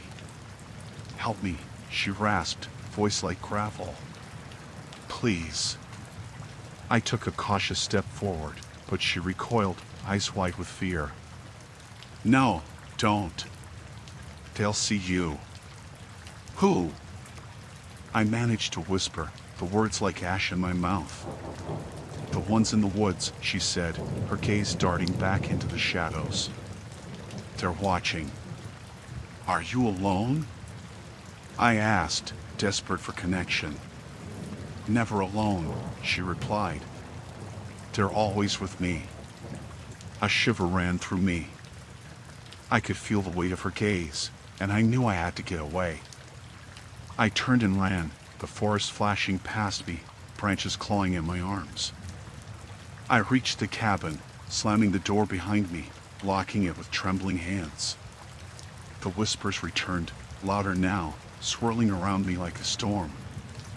I tried to drown them out, covering my ears, but they penetrated my thoughts, merging into one incessant refrain: "You shouldn't have come here." I knelt by the fireplace, clutching the map I had found. My heart raced as I traced the erratic lines with my finger, searching for meaning in the chaos. The symbols seemed to wriggle under my touch, alive and mocking. It felt as though the cabin itself pulsed around me, a living entity, and the whispers grew more insistent. I wanted to scream, to cry out against the darkness encroaching on my sanity. Hours passed, or perhaps it was only minutes. Time had become a blurry concept. I could no longer distinguish between reality and the fleeting shadows in my mind. The walls seemed to close in, squeezing the air from my lungs. I snatched a candle from the table, its wick barely surviving, and lit it with shaking hands. The flame flickered, casting distorted shadows that danced across the walls like taunting phantoms. I felt the weight of the night pressing against the cabin, threatening to swallow me whole. The whispers crescendoed, a chaotic symphony of despair. I stumbled to the window, peering out into the dark expanse. The forest loomed like a sentient being, branches twisting and curling as if reaching toward me. I stepped back, heart pounding in my ears, desperate for escape. I had to leave, but as I turned toward the door, I knew it was a trap. Whatever had taken root in these woods would not let me go. Outside, the darkness waited, breathing, watching. And within, the cabin trembled, its very essence alive with a hunger I could no longer deny. The night came too soon, draping the cabin in an oppressive cloak of darkness. The last light of day faded behind the thick trees that surrounded our little sanctuary. I could still hear the echoes of laughter from earlier, when Jess had managed to coax a smile out of me. We had joked about the creaky floorboards and the musty smell that lurked in every corner, but that mirth felt like a distant memory now. As the sun disappeared completely, a chill seeped into the cabin, penetrating even the thickest blankets we had piled on the couch. Jess claimed she was only going to grab some firewood, but as the minutes ticked by, her absence became a gnawing worry in my gut. I stood and walked to the window, peering into the inky blackness outside. The trees loomed like skeletal hands, gnarled and menacing against the starless sky. "Jess!" I called out, my voice trembling slightly.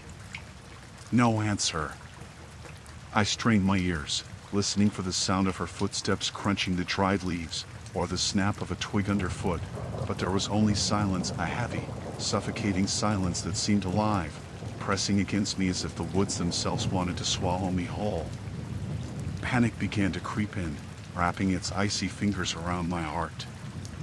I had no idea how long she'd been gone. I glanced at the clock on the wall. It was past 8. She should have been back by now. I took a deep breath, trying to quell the rising tide of dread. I grabbed a flashlight from the cluttered shelf and stepped outside, every nerve in my body screaming with unease.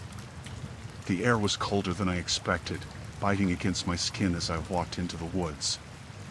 The flashlight beam cut through the darkness, illuminating patches of the ground and revealing the twisted roots that seemed to reach for me, eager to trip me up. "Jess!"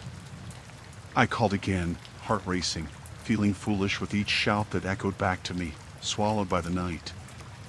I knew this forest well enough to find my way around, but the shadows shifted, and the trees felt like they were closing in on me.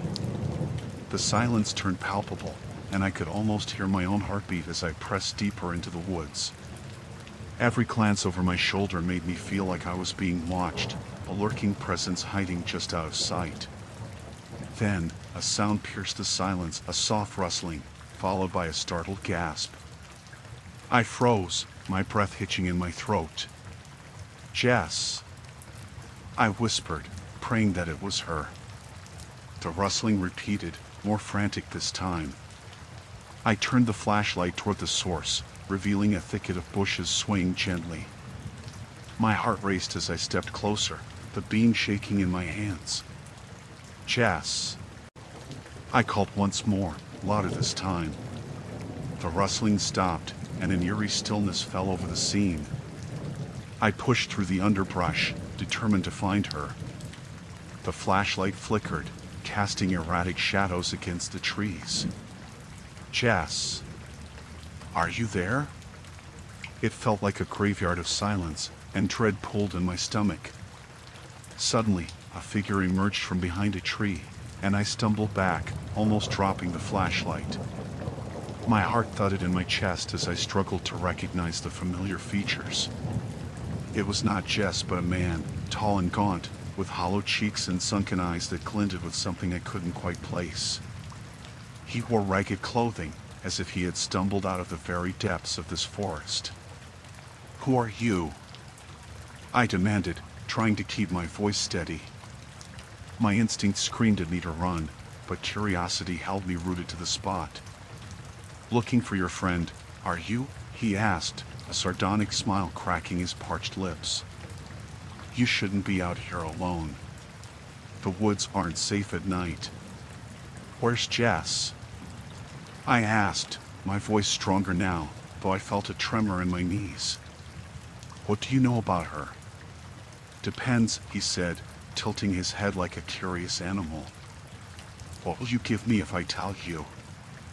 I edged back, the hairs on the back of my neck standing upright. "I don't want to play games. Just tell me where she is." The man chuckled, a low, gravelly sound that reverberated through the trees. "You're in no position to make demands, kid. She's deeper in the woods, where the shadows know her name." "Take me to her," I said, desperation clawing at my throat. "I'm not afraid of you." He stepped closer, his eyes narrowing, and I felt a chill wash over me that had nothing to do with the temperature. "Fear is a tool, boy. You should learn to respect it." He gestured deeper into the forest, where darkness thickened like fog. "You might find her there, or you might find something else altogether." I hesitated, a war raging inside me.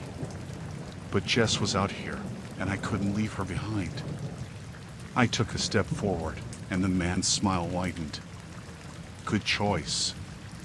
Follow me then, if you dare." He turned, moving deeper into the woods with swift, fluid movements. I trailed behind, the beam of my flashlight quivering against the oppressive shadows. Each step felt like an entry into a labyrinth, every rustle and whisper of the wind amplifying the fear gnawing at my insides. As we moved further into the heart of the forest, I couldn't shake the feeling that the trees were watching us, their twisted branches reaching like gnarled fingers. And with every step I took, I could feel the pull of something ancient and sinister lurking in the darkness, waiting for me to succumb to its grasp.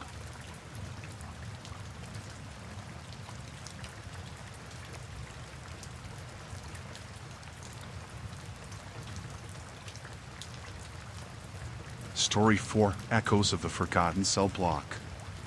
The clanging of the iron gate echoed like a funeral bell as I stepped into the yard.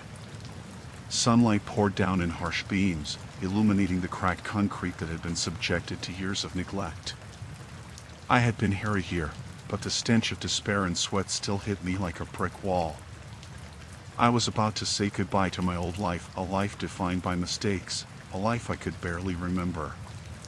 Instead, I had traded it for the bleak existence of a maximum security prison. Around me, inmates lounged like lions waiting for the right moment to pounce. Some played cards, while others leaned against the walls, their hardened eyes scanning the yard for weakness. I had learned to stay under the radar, to blend in, but blending in was harder than it sounded. Every glance felt like a knife, every whisper a threat waiting to unravel the fragile peace I had built in this hellhole. I had spent most of my time in solitary confinement. It had been a punishment, of course, but for me, it had become a sanctuary. The constant hum of the outside world faded away, leaving only my thoughts echoing in the dark. I had come to learn that, in a place like this, it wasn't the walls that confined you but the shadows of your past. I couldn't escape mine, no matter how hard I tried. The sun dipped lower in the sky, casting long shadows that danced across the yard. I felt an itch in my gut, a warning that something was off today. Perhaps it was the way the guards were moving, more alert, more agitated.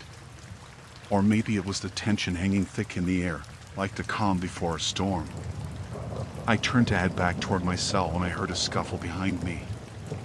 I glanced over my shoulder. Two men squared off near the far wall, their shouts mixing with the sounds of the yard. It was a common occurrence, yet today felt different. The tension had a palpable weight, and I could sense that the other inmates were as wary as I was. I took a step back, moving toward the shadows, hoping to avoid the clash. But curiosity pulled me closer. The two men were locked in a fierce struggle, fists flying and veins bulging. One of them, a shoulder tattooed with the visage of a grim reaper, threw a punch that landed with a sickening thud. The other man stumbled back, rage transforming into desperation. It was a classic fight, a display of raw power and anger that meant nothing in the grand scheme of our lives.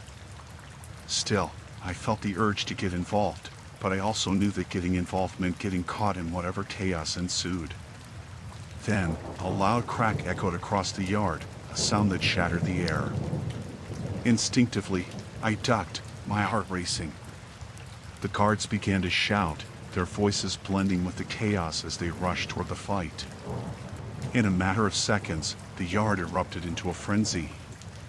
Inmates scattered like ants, some seeking shelter, others clamoring to get a view of the unfolding drama. I took cover behind a concrete pillar, my back pressed against the rough surface. My breath came in short gasps as I watched the guards draw their batons, faces twisted in anger and fear. It was then that I caught a glimpse of something that sent a chill down my spine, a glint of metal tucked into the waistband of the Grim Reaper tattooed inmate. A shank!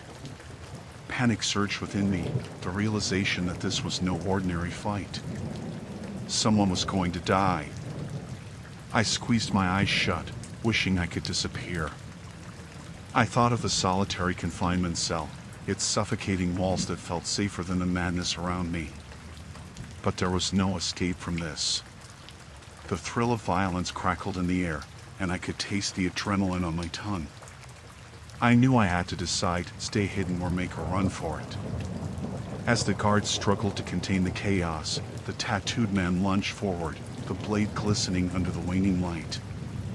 I could see the fear in the eyes of his opponent, who stumbled backward, hands raised in a futile plea for mercy. I had to look away. I couldn't bear to witness the bloodshed, but the primal urge to watch was powerful. That's when I heard a scream shatter the night. It pierced through the chaos, drawing my attention back like a moth to a flame. The inmates had formed a circle, and I could see two figures wrestling on the ground, flailing limbs and desperate gasps filling the air. The tattooed man had gained the upper hand, pinning his opponent down. I clutched my hands into fists, feeling the remnants of my own anger bubbling to the surface. Did I have the guts to intervene? Before I could think, the guards finally broke through the throng of inmates, their batons raised like swords of justice. I felt a morbid sense of satisfaction wash over me as they rushed toward the chaos. But as they reached the two men, the tattooed inmate lashed out, a wild swing that sent one guard reeling back into the crowd. It was then that everything escalated. The guards shouted orders, but their voices were drowned out by the howls of rage and desperation. I watched in horror as the blade found its mark, a scream erupting from the pinned man. Time slowed, and I could see the fear in his eyes, a reflection of my own fears. The scene spiraled into a nightmare, and I could no longer stand by. I slipped back into the shadows, my heart pounding in my chest. The world around me blurred as I ran, not knowing where I was headed, but desperate to escape the violence that hung in the air like a thick fog. In the depths of this prison, survival was the only truth, and I was determined to cling to it, even as the darkness threatened to consume us all. The cell block loomed above me, shadows clinging to its cracked walls like the memories of the men who had passed through its narrow halls. It was a place that swallowed hope and exhaled despair, a sanctuary for those who had forgotten the world outside. I had spent 2 weeks inside these walls, and while the steel bars had initially felt like a cage, it was the darkness lurking beyond them that began to gnaw at my sanity. I had settled into a rhythm, if it could be called that. Meals were sparse, the food tasteless and devoid of any resemblance to nourishment. The guards patrolled with an air of indifference, their laughter echoing through the halls as they mocked the prisoners like we were less than human. I kept my head down, my mouth shut, and my thoughts to myself, knowing that anything else would only invite trouble. But trouble had a way of finding you. I noticed something odd about my cellmate, Carter. He had arrived a few days after me, a wiry man with haunted eyes that darted around the room as if he were constantly seeking an escape. Though he never spoke much, I caught glimpses of his nightmares in the way he flinched at sudden sounds and gasped in the dead of night. I had initially thought it was the stress of incarceration, but I learned quickly that there was more to his fear, a darkness he carried that gnawed at him from within. Each night, as the fluorescent lights flickered and buzzed overhead, I could feel the weight of the prison pressing down, the walls seemingly closing in on us. Carter would often sit up in the middle of the night, his breath hitching as he stared into the shadows that danced against our cell wall. I wanted to comfort him, to ask what haunted him so, but fear tethered my tongue, and I opted instead to feign sleep, my heart racing in sync with his panicked breaths. One evening, after a day spent listening to the distant echoes of men shouting from the yard, I crawled into my cot, hoping for some respite. Just as I began to drift, a shrill scream pierced the night, echoing through the block like a siren. I bolted upright, my heart pounding in my chest. I could hear guards running, their shouts ringing out, but the piercing scream continued, followed by a guttural wail that sent chills down my spine. What the hell was that? I whispered, glancing at Carter, who sat at the edge of his cot, eyes wide and unblinking. Chambers, he muttered, as if the name itself was a curse. They say he lost it. Went crazy. Couldn't take it anymore. Who's Chambers? But my question faded into the oppressive silence, unanswered. The screams had subsided, replaced by a haunting stillness that seemed to settle like fog over the block. I lay back down, anxiety coiling tightly around my chest, and despite myself, I could not shake the feeling that something was terribly wrong. The following morning, the atmosphere felt different. The guards were on edge, their eyes flickering nervously as they exchanged whispers. Breakfast was a dismal affair, and as I pushed the unappetizing slop around my plate, I caught Carter staring blankly at the wall. When our eyes met, I saw something shift in him, a flicker of understanding, as if he had uncovered a truth that had eluded me. What happened last night? I asked, desperation creeping into my voice. He swallowed hard, his throat working as if he were choking on the words. Chambers, he tried to escape.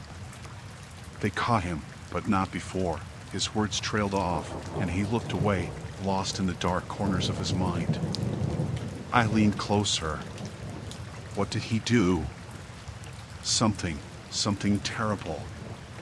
They say he saw the shadows, heard them whispering. He thought they were calling him. His voice trembled, and I could feel the dread filling the tiny space between us. Later that morning, the guards rounded us up for a head count, and I waited in line, the concrete floor cold beneath my feet.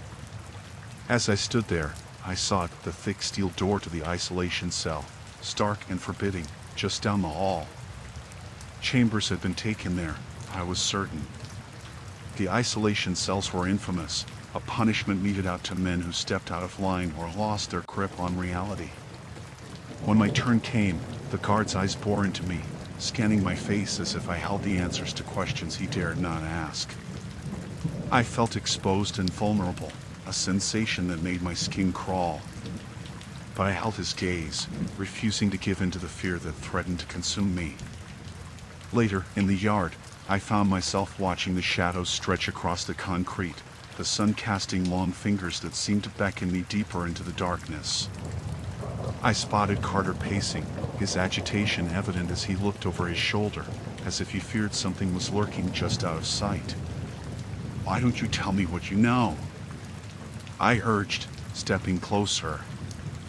I can't, he said, shaking his head vehemently. You don't understand. They're always there, watching. They want you to see them. Who? The ones who don't escape, he whispered, his eyes darting around the yard. The ones who get taken to the dark places. A chill worked its way down my spine as I considered his words. Night fell slowly over the prison, and as I returned to my cell, I could feel the oppressive weight of dread clinging to me. I lay in the darkness, staring at the ceiling, listening to the distant murmurs of the men around me, but all I could think about were the shadows that seemed to pulse and breathe with life of their own. Carter's frightened whispers haunted me, turning the very air in the cell into a suffocating blanket. I closed my eyes, but sleep eluded me, and the shadows began to creep closer, hungry and insistent. I realized with a sinking feeling that I was not safe here, not from the prison, and not from whatever lingered in the corners of my mind. The hollow echoes of the prison's damp stone walls haunted my every step as I navigated the narrow, dimly lit corridor. I could feel the weight of the air pressing against my chest, thick with the scent of decay and despair. The night shift guards moved like shadows, their presence a constant reminder of the bars that confined us all, but it was the whispers that kept me awake. They slithered through the cracks of the building, carrying tales of men who had lost their minds within these walls. 2 nights had passed since I found the first note tucked beneath my mattress. The paper, yellowed and frayed, bore a simple message: "They're watching you." At first, I had dismissed it as a prank, perhaps a joke from the inmates who reveled in tormenting the new arrivals. But as each hour dragged on, amplified by the shrieks of the unhinged, the weight of those words morphed into something sinister, clawing at the edges of my sanity. I had tried to find comfort in the small community of cellmates I shared my confinement with, but we were just as trapped by our own secrets as we were by the iron bars. There was Munoz, a man whose constant chattering belied a darkness hidden beneath his jovial facade. He claimed to be in for a petty theft, but as he spoke of his misunderstood past, I saw the glint of something more dangerous in his eyes. Then there was Caldwell, who spent his days painting morose landscapes on scraps of paper. His silence was far more unnerving than Munoz's incessant banter. He seemed to know things he wasn't willing to share. That night, I sat on the edge of my cot, the rusting springs creaking beneath me as I stared through the narrow cell window into the oppressive darkness beyond. The moonlight barely illuminated the yard outside, but every flicker of movement sent my heart racing. I had taken to sleeping with the notes crumpled in my hand, convinced that the more tangible the threat, the more I could control it. Each night, I felt the weight of unseen eyes on me, studying, judging, waiting for the moment I would crack. Just as I began to drift into a restless sleep, a shout rang through the corridor, piercing the silence like a knife. Instinctively, I bolted upright, adrenaline flooding my veins. The sound came from the far end of the hall, the kind of desperate cry that could only belong to someone who had lost their grip on reality. I strained to hear more, but the clamor of boots against concrete drowned out everything else. Moments later, I heard the heavy clang of a cell door slamming shut and the muffled voices of guards. I wished I could be like Munoz, who could always spin a tale out of any situation, but my mind raced with dark possibilities. What if they had found out about the notes? What if they had turned their scrutiny toward me? "Hey, you awake?" Munoz whispered, his voice low and shaky. I turned to see him peering through the bars of our adjoining cells. "Did you hear that?" "Yeah, sounded like someone was losing it." "It's probably just Caldwell again," he said, a nervous chuckle escaping his lips. But I wasn't so sure. Caldwell was odd but not violent, at least, not in the way his cry had suggested. I decided to keep my mouth shut about the notes as I looked at Munoz. His face was pale, eyes wide with fear, and for the first time, I couldn't tell if he was putting on an act or genuinely terrified. Whatever was happening outside our cells felt malignant, a festering wound that had finally burst. The sounds of boots grew closer, and I pressed my ear against the cold steel of my cell door. "Maybe we should just keep quiet," I suggested, but my voice trembled as I spoke. Munoz's eyes darted to the shadows, and suddenly, a loud crash echoed through the corridor, followed by frantic shouts. I felt my stomach twist. Whatever was unfolding out there was spiraling into chaos. Without thinking, I grabbed a crumpled note from my bed and pressed it against my chest. The words felt like a mantra now. "They're watching you." I turned to Munoz. "We need to find out what's going on." "Are you crazy?" he hissed, his voice barely audible over the commotion. "You want to get us killed?" Before I could respond, the corridor lit up, fluorescent lights flickering to life, casting an unsettling glow that made the shadows dance wildly. I squinted against the harsh brightness, and for a moment, I thought I saw something shift, a figure moving with unnatural speed further down the hall. "Look," I whispered, pointing toward the movement. Munoz followed my gaze but didn't seem to see anything. "Just a guard," he said, but I could hear the quaver in his voice. The figure moved between the bars of the cells, almost gliding, and I felt a chill crawl down my spine. It wasn't a guard. It was a body, pale and gaunt, and it was approaching us. Every instinct screamed at me to retreat, but something compelled me to remain. The figure drew closer, the fluorescent lights revealing more details. A face, twisted and familiar. Caldwell. His eyes had lost their clarity, replaced by a hollow gaze that seemed to absorb the light around him. "Help," he rasped, and I could hardly recognize his voice. "They're coming for you." The words blurred into my mind, and I barely caught the sobering realization that the whispers in the night were not mere echoes of fear. They were warnings. The walls of this prison had eyes, ears, and perhaps even a will of their own. Caldwell reached for the bars, his trembling hands brushing against them, leaving a streak of something dark and red. It was then I knew the horror was not just in our confinement, but in what the confines of these walls had birthed. My heart raced. My choice was clear.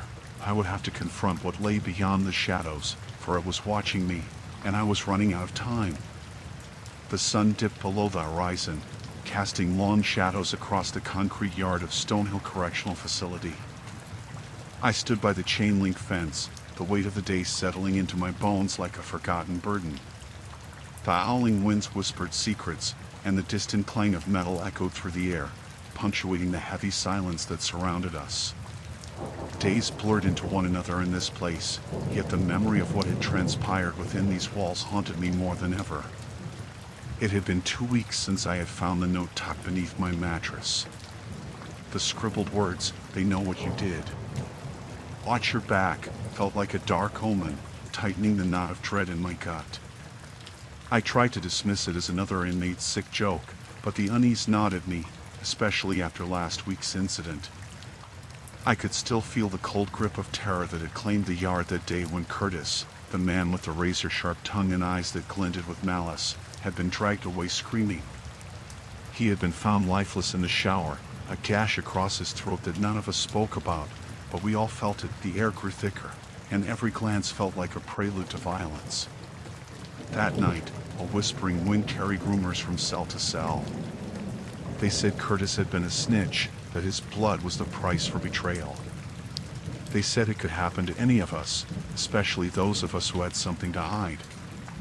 The weight of my own past loomed over me, an unshakable shadow in this hellish place. As dusk settled, I trudged back to my cell, the sound of my footsteps swallowed by the echoes of the facility. The fluorescent lights flickered overhead, casting an eerie glow that felt less like illumination and more like a warning.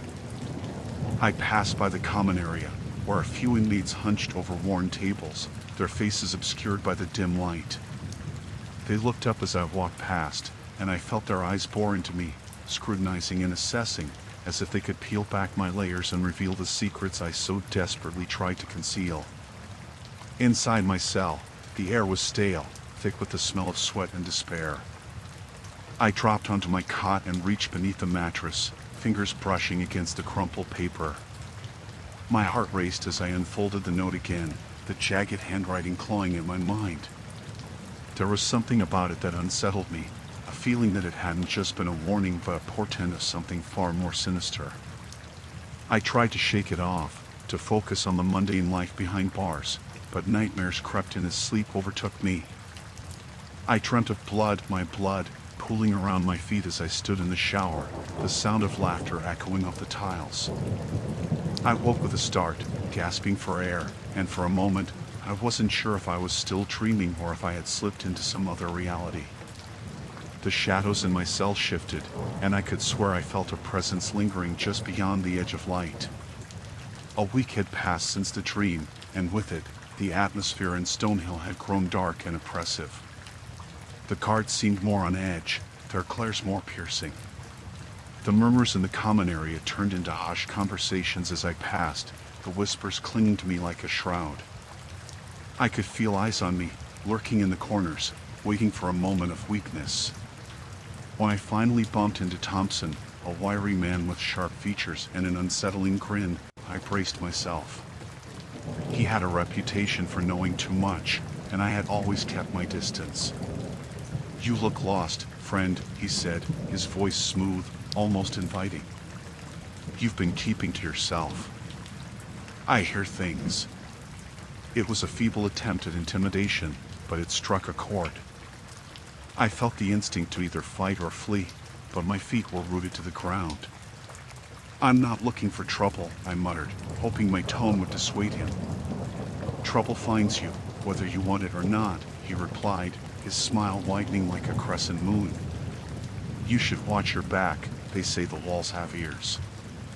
As he walked away, I felt a chill creep up my spine, not from fear of Thompson but from the growing realization that I was being hunted, that the note had not been merely a threat, but a warning. The specter of Curtis loomed over me, and I could almost hear the rustle of his ghostly presence behind me. That same night, I lay awake, staring at the ceiling, my mind racing through the possibilities of what lay in wait. Every creak of the building felt amplified, the sounds of the night exaggerated by my anxiety. I thought of my past, the choices that had led me here, memories tainted by regret. The life I had discarded before finding myself in prison felt like a distant dream, one that hung over me like a noose waiting to tighten. As days passed, I felt the walls closing in, and the whispers grew louder. I avoided the common area, slipping into the shadows of the prison, staying invisible. I sought refuge in the library, hoping to lose myself within the pages of forgotten novels, but even the words felt like taunts, reminding me of my entrapment. Then, one fateful afternoon, an unexpected noise shattered the mundane routine. A commotion erupted from the yard, and I rushed to the barred window, peering out. Inmates were gathered, their faces pallid with fear, eyes wide, pointing towards the source of the chaos. Someone had fallen, or perhaps been pushed. I felt the blood drain from my face as I recognized a figure crumpled on the ground. A guard lay motionless, blood seeping from a wound on his head. Panic surged through the crowd. I stumbled back from the window, heart pounding, the realization washing over me that this was no accident. It was a message. The prison was turning on itself, and I was caught in the crossfire. The note suddenly made sense. It wasn't just a warning directed at me, but a warning for us all, a portent of the merciless chaos that had taken root behind these walls. I had to survive. I had to find out who was pulling the strings before I became the next victim. The silence that had once felt comforting now felt like the calm before the storm, and I braced myself for whatever horror awaited me next. The low hum of fluorescent lights buzzed above me as I sat on the edge of my cot, the thin mattress sagging beneath my weight. Shadows danced on the cracked cinder block walls, playing tricks on my mind as I thought about the days that had slipped through my fingers like sand. Prison had a way of distorting time, stretching each hour into a painful eternity. The steady ticking of the wall clock matched the tempo of my racing thoughts. The last time I had seen daylight felt like a lifetime ago, and the bitter taste of desperation soured in my mouth. I shifted my gaze to the barred window, the faint outline of the sun barely making it through the grime. The air was stale, thick with the scent of unwashed bodies and something metallic that I could never quite identify. It clung to my skin, an invisible reminder of the living nightmare I found myself in. The walls echoed with the distant shouts of other inmates, the clattering of trays during meals, and the sudden bursts of laughter that felt foreign to my ears. Today was different. A chill had swept through the facility, one that even the strongest heaters could not dispel. I could sense the change, a foreboding weight in the atmosphere. It was more than just the cold creeping in. A story was winding its way through the prison, one whispered behind closed doors and down the narrow hallways. I had caught bits of conversations, fragments of fear shared between inmates, but it was when I overheard Daniel, a seasoned inmate with deep-set eyes and a voice that rumbled like thunder, that my stomach twisted in knots. "There's a ghost in the East Wing," he had said, his voice low but clear. "They say he walks the halls at night. At first, it's just the sound of chains, then you see him." I had dismissed it initially, telling myself it was another trick of boredom, another way to scare the newcomers. But as night fell, the tales crept into my mind like a thief in the night, stealing my resolve. I couldn't shake the feeling that something was lurking just beyond the shadows, waiting for the right moment to strike. That night, sleep eluded me. I lay awake, staring at the ceiling, listening to the sounds of the night, metal scraping against metal, the distant whine of a door creaking. I was on edge, my heart hammering against my rib cage like a caged bird desperate to escape. I could almost hear the chains, their soft clinking echoing through the corridor, wrapping around my thoughts. As the clock ticked deeper into the night, I decided enough was enough. Curiosity and fear battled for control, and I found myself rising from the cot, the creak of the mattress sounding like a warning. My feet felt heavy against the cold concrete floor as I made my way towards the door. I reached for the handle, hesitated, and then turned it slowly, the metal cold in my grasp. The corridor was dimly lit, the flickering lights casting erratic shadows that leaped and crawled along the walls. I stepped out into the hall, adrenaline coursing through my veins. Everything was amplified, the echo of my footfalls, the sharp intake of breath, and the rustle of my prison uniform. My heartbeat pulsed in my ears, drowning out the jumbled sounds of distant voices. I walked cautiously, my footsteps muffled by the worn linoleum floor. I couldn't shake the feeling that unseen eyes were watching me from the darkness. I turned left towards the east wing, each step filling me with dread. As I approached the entrance, I could feel the temperature drop even further, an unnatural chill that prickled my skin. The door to the east wing creaked open under my touch, revealing a narrow corridor lined with empty cells. They stood like tombs, silent and foreboding. I hesitated, scanning the darkened area for any signs of movement. It was too quiet, and the silence was suffocating. I felt the urge to turn back, but something compelled me forward, a mix of dread and fascination. A sudden sound pierced the silence, a low, mournful wail that sent shivers down my spine. I froze, my breath caught in my throat. The sound echoed through the corridor, reverberating off the walls like a ghostly call. I stepped back, my instinct screaming at me to leave, but then I heard it again. It was closer this time, almost as if it were right behind me. I turned, heart racing, and saw nothing but the darkened hallway. Panic gripped me. My mind raced with thoughts of what could lie ahead. The stories flooded back, tales of those who had vanished, swallowed by the very walls that contained us. I took a step back, ready to retreat, when I caught a glimpse of movement at the far end of the corridor. A figure emerged from the shadows, gaunt and ethereal, standing just beyond the reach of the flickering light. Chains clinked softly as it moved, the sound as haunting as the wails that had filled the air moments before. I couldn't breathe, couldn't think. I stood transfixed as the figure drew closer, a face half hidden in darkness, its eyes glimmering like stars lost in the void. Fear rooted me to the spot. My heart felt as though it would burst from my chest as the apparition raised a hand, fingers outstretched. An unearthly chill enveloped me, paralyzing my senses. The figure seemed to sway, caught in a dance between realms, and all I could do was watch as it inched closer. And then, just as quickly as it had appeared, the figure faded into the shadows, leaving me alone in the suffocating darkness. The corridor closed in around me, and I turned on my heel, sprinting back down the hall, each footfall fueled by sheer terror. I stumbled into my cell, slamming the door behind me, panting as I pressed my back against it. The stories whispered through the walls, now more real than ever. There was something in this prison, something that fed on fear, on the darkness that dwelled within each of us. My heart raced, and I knew then that I was not alone, not in this place where nightmares unfurled and shadows took shape. I had to find a way out.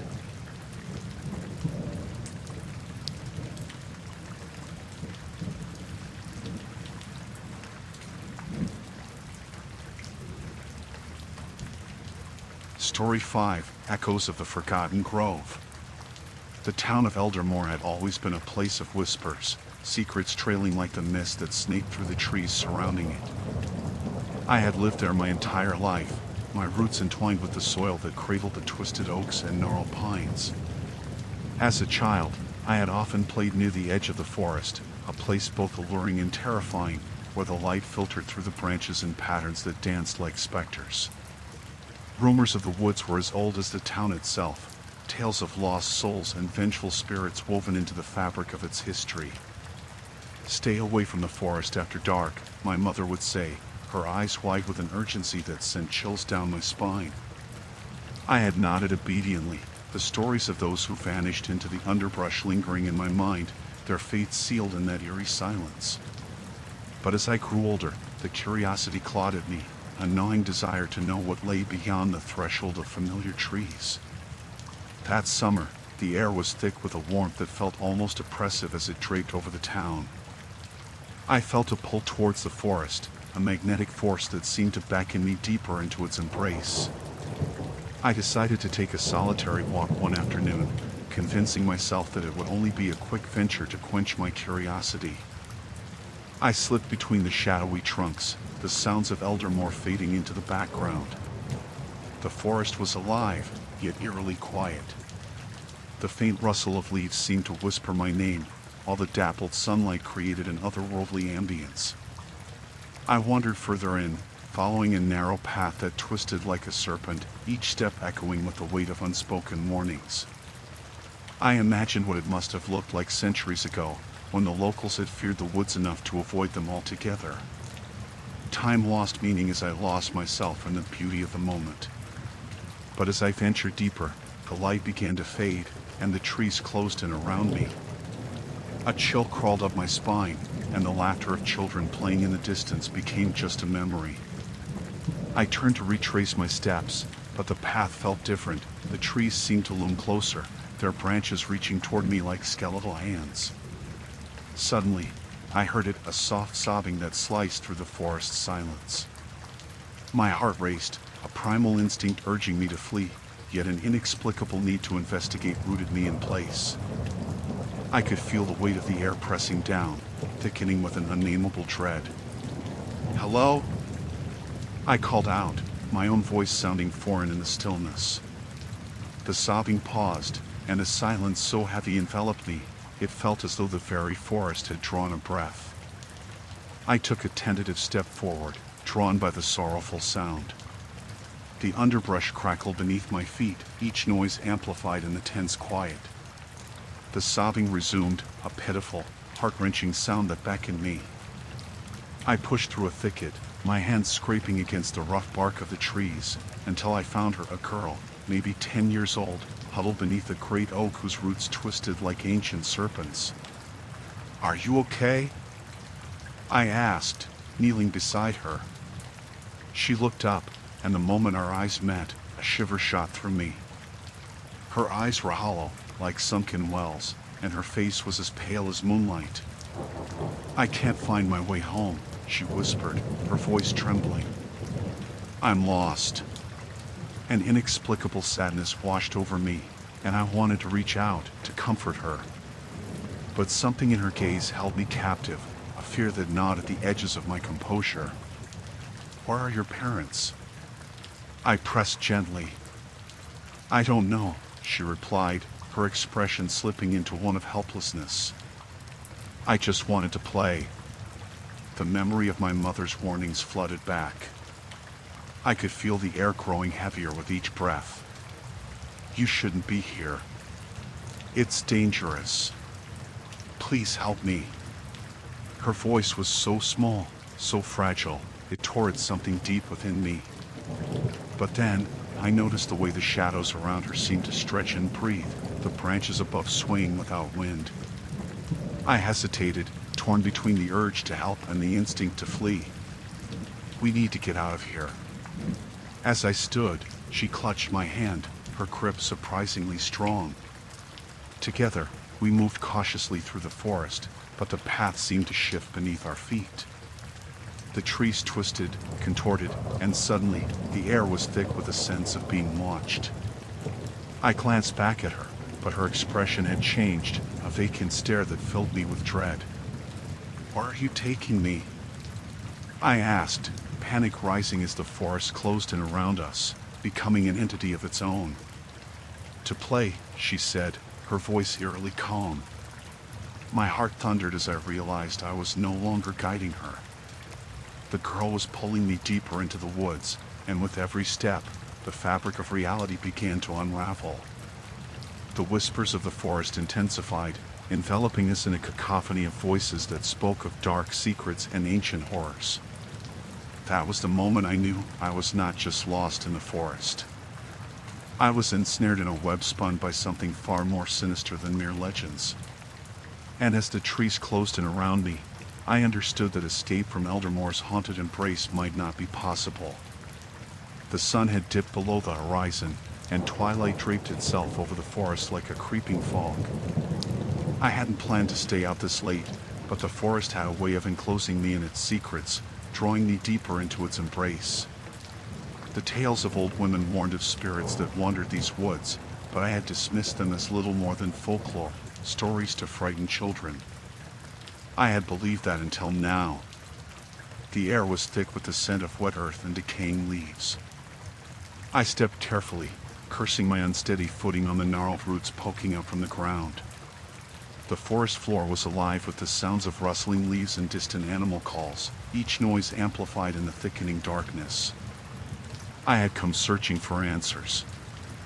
I could hear the whispers of my friends' laughter echo in my mind, each of them having a story about the old woman who lived at the forest's edge, her silhouette lurking among the trees.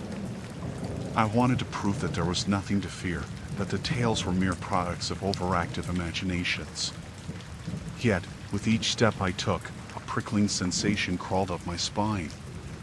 The light from my phone illuminated the path ahead, but its weak beam did little against the heavy shadows. I had taken the same trail before, but now it felt foreign, almost hostile. The trees loomed overhead, branches twisted like gnarled fingers, reaching out as if to catch me should I fall. I could feel the forest closing in, and an unsettling chill began to creep into my bones. As I pressed on, I recalled the local legends, the stories of lost souls wandering the woods, lured by the promise of peace but forever trapped in a cycle of torment. I scanned the darkness, half expecting a figure to emerge from behind the trees. Several times, I thought I caught a glimpse of movement, a flicker of white between the trunks, but each time I turned, nothing greeted me but the silence. That silence was unlike any I had experienced. It was as though the very sound had been swallowed whole, leaving a suffocating stillness in its wake. I stopped, straining to hear, to feel something, anything other than the thudding pulse of my heart. My breath quickened as the darkness thickened around me. The stories had always paraded through my mind as fanciful tales, but standing there, the weight of the forest pressed down upon me. I stumbled upon a clearing, a rare pocket of openness surrounded by ancient trees. Moonlight filtered through the branches, casting a silver glow on the tangled underbrush. I took a moment to gather myself. The clearing felt strangely serene, almost inviting, but a cold dread settled in my stomach. I couldn't shake the feeling that I wasn't alone. A rustling sound broke the stillness, softly at first, like the whisper of leaves in the wind. I turned sharply, my breath hitching in my throat. The noise came again, this time louder. I squinted into the shadows, searching for the source, but the darkness seemed to congeal, enveloping whatever stirred beneath its veil. "Hello?" My voice wavered, barely a whisper against the oppressive silence. I felt foolish for calling out, but something compelled me to break the stillness. In response, the rustling grew more pronounced, as if something had shifted, something that had been hiding in the underbrush now revealing itself. My heart raced as I took a step backward, my instinct screaming for me to flee. The hairs on my arms stood on end, and I turned to leave the clearing when something caught my eye. At the edge of the light, standing just outside the perimeter of the moonbeam, a figure emerged. My breath caught in my throat, and my mouth went dry. The figure was a woman, her hair wild and tangled, hanging down her shoulders like a curtain of shadows. She wore a tattered dress that seemed to blend into the forest floor, and her eyes glowed with an otherworldly intensity, locking onto mine as if she could see into my very soul. "Help me," she whispered, her voice barely more than a breeze. The words sent a jolt of fear through me. I wanted to run, to flee back to the safety of my car, but I found myself rooted to the spot, caught in the pull of her desperation. "Who are you?" I managed to choke out. She took a step closer, and the shadows seemed to ripple around her, twisting unnaturally. "Please," she implored, "I am lost." Her voice trembled, filled with sorrow that seeped into the air between us. "I cannot leave until I find him." The forest seemed to close in tighter. It felt as if the trees themselves were holding their breath, waiting for my response. I had heard the stories, the tales of those who had been claimed by the forest, and now I stood face to face with one of its lost souls. "What do you mean?" "Find who?" I stammered, every instinct urging me to back away, but something deeper held me in place. "The one who betrayed me," she said, her eyes reflecting a depth of pain that sent chills down my spine. "He dwells in this forest. He knows what he did." The air thickened with tension as her face twisted into a mask of rage. The shadows around her writhed, echoing her turmoil. I took another step back, my heart pounding in my chest. Just as I turned to leave, I felt a cold hand clasp around my wrist. The grip was firm, almost possessive. Panic surged through me, and I yanked my arm free, stumbling backward until I fell against the rough bark of a tree. I scrambled to my feet, adrenaline coursing through my veins, and ran. Branches whipped against me as I darted through the trees, the path now an indistinguishable maze of darkness. I could hear her voice behind me, calling my name, an echoing whisper that seemed to rise above the wind. "Please, don't leave. I need you." I didn't stop to look back. I ran as though the forest itself were alive, chasing me, its secrets clawing at my heels. The laughter of my friends rang hollow in my ears, mere echoes of a life that felt far gone. As I broke through the tree-line, the world outside felt unreal, bright and warm against the cool shadow of the forest I had just fled. But when I turned back, the trees had returned to their stillness, towering sentinels guarding the stories hidden within their depths. I had escaped the darkness, but I knew that I had not escaped unscathed. The encounter had carved itself into my memory, a reminder that some stories are rooted deep in reality, waiting for the curious to uncover what should remain buried. The next morning, I awoke to a thick fog that draped itself over the landscape like a woolen blanket. The sun was a pale disk, barely penetrating the swirling gray. I tossed and turned, the remnants of the previous day's terror gnawing at the back of my mind. The whispers, the shadows, what had I stumbled into? Each creak of the old cabin felt like a warning, but the forest loomed beyond the windows, an eerie reminder of the adventure that had led me here. I had no intention of going back out there, yet my curiosity battled with my instinct for self-preservation. The townsfolk had warned me, but I had ignored their caution, eager to prove myself an intrepid explorer. Now, all I could think of were the stories of those who had entered the forest and never returned. I spent the morning pacing the cabin, trying to shake off the unease that clung to me like the mist outside. I rummaged through my supplies, searching for anything that might offer comfort.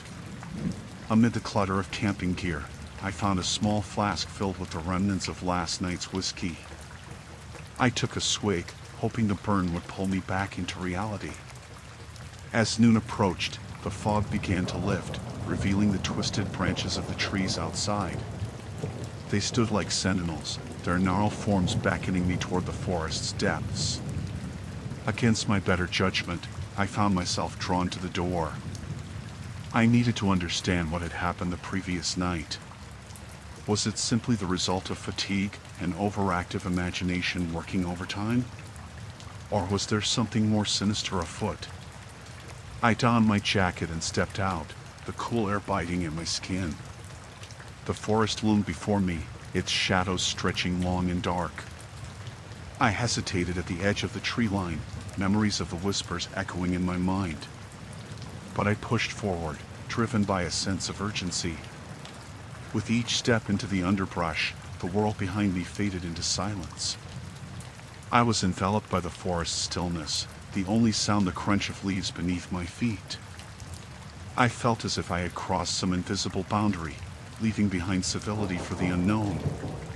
The trees grew denser, their trunks thick and twisted as if in an eternal struggle against the elements. I pressed on, determined to uncover the truth. Hours passed, or perhaps it was only minutes. I lost all sense of time. The path I had initially followed began to vanish, replaced by a tangled mess of roots and brambles. The air grew thicker, heavier, suffused with the scent of damp earth and decay. Every now and then, I paused, straining to hear any sign of life, but the forest remained eerily quiet. Then I heard it, a soft rustling, like the whisper of leaves stirring in a breeze. My heart raced as I turned, scanning the surroundings. I was alone, yet the unsettling feeling of being watched returned. With every glance over my shoulder, the sensation intensified. It was as if the forest held its breath, waiting for something to happen. I stumbled upon a clearing, the sunlight breaking through the canopy above. The contrast was jarring, and I welcomed it, but the warmth quickly faded as I caught sight of what lay ahead. At the center of the clearing stood a dilapidated structure, half consumed by the forest itself. It was a cabin, similar to mine but older, a relic of a time long forgotten. Its windows were dark, like hollow eyes staring back at me. Cautiously, I approached, a mix of dread and curiosity propelling me forward. The door hung ajar, creaking in the wind. I peered inside, the dimness inside swallowing the light. It seemed untouched by time yet marred by neglect. Dust motes danced in the air, illuminated by the faintest hint of sunlight filtering through the cracked windows. As I stepped inside, a chill washed over me. The air was stale, thick with the weight of unspoken stories. I brushed my fingers along the table, traces of dust coating my skin. In the corner, I spotted a small journal, its pages yellowed and worn. With trembling hands, I opened it, the faintest scent of mildew wafting from its depths. The entries were hastily written, fragmented thoughts spilling onto the pages. Each line narrated the descent into madness of its author, a nameless soul who had ventured into the forest seeking solace from the world. But their words quickly turned dark, warning of figures that lurked just beyond the trees, of whispers that filled the night.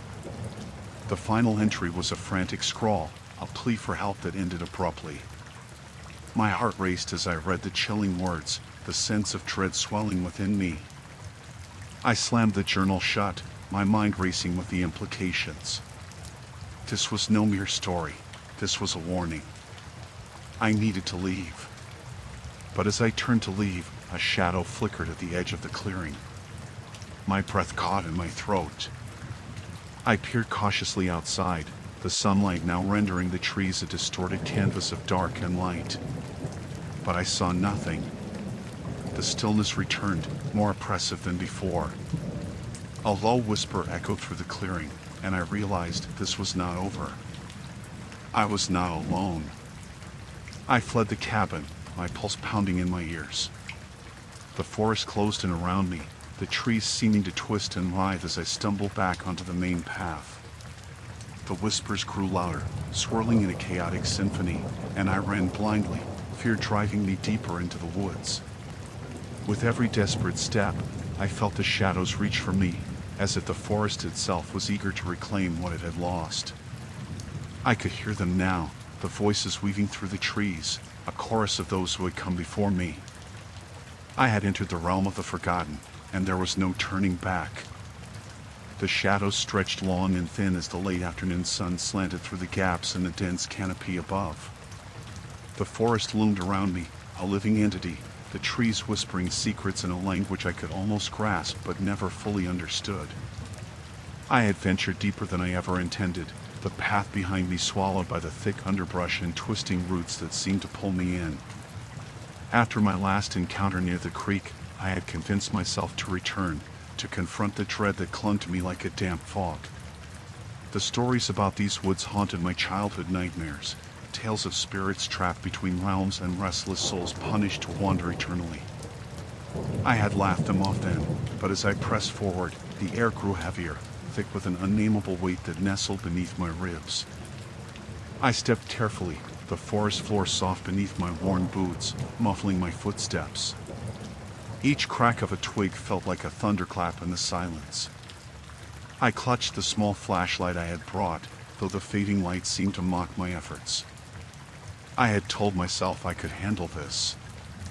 I was no longer the scared child peeking through fingers at the flickering shadows on the wall. Yet, with every step, I felt the child stir deep within me, whispering warnings I dared not acknowledge.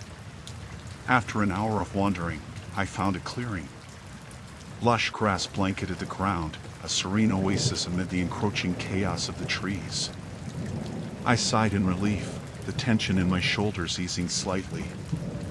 I was tempted to turn back, to retreat to the safety of home, but curiosity gnawed me, a relentless urge to uncover what lurked in the darkened corners of this forest. In the center of the clearing stood an ancient oak, its gnarled branches twisting upwards like skeletal fingers clawing at the clouds. The bark was thick and rough, mottled with age, and I could swear I saw faces etched into the wood, proud and hollow-eyed, trapped in their silent scream.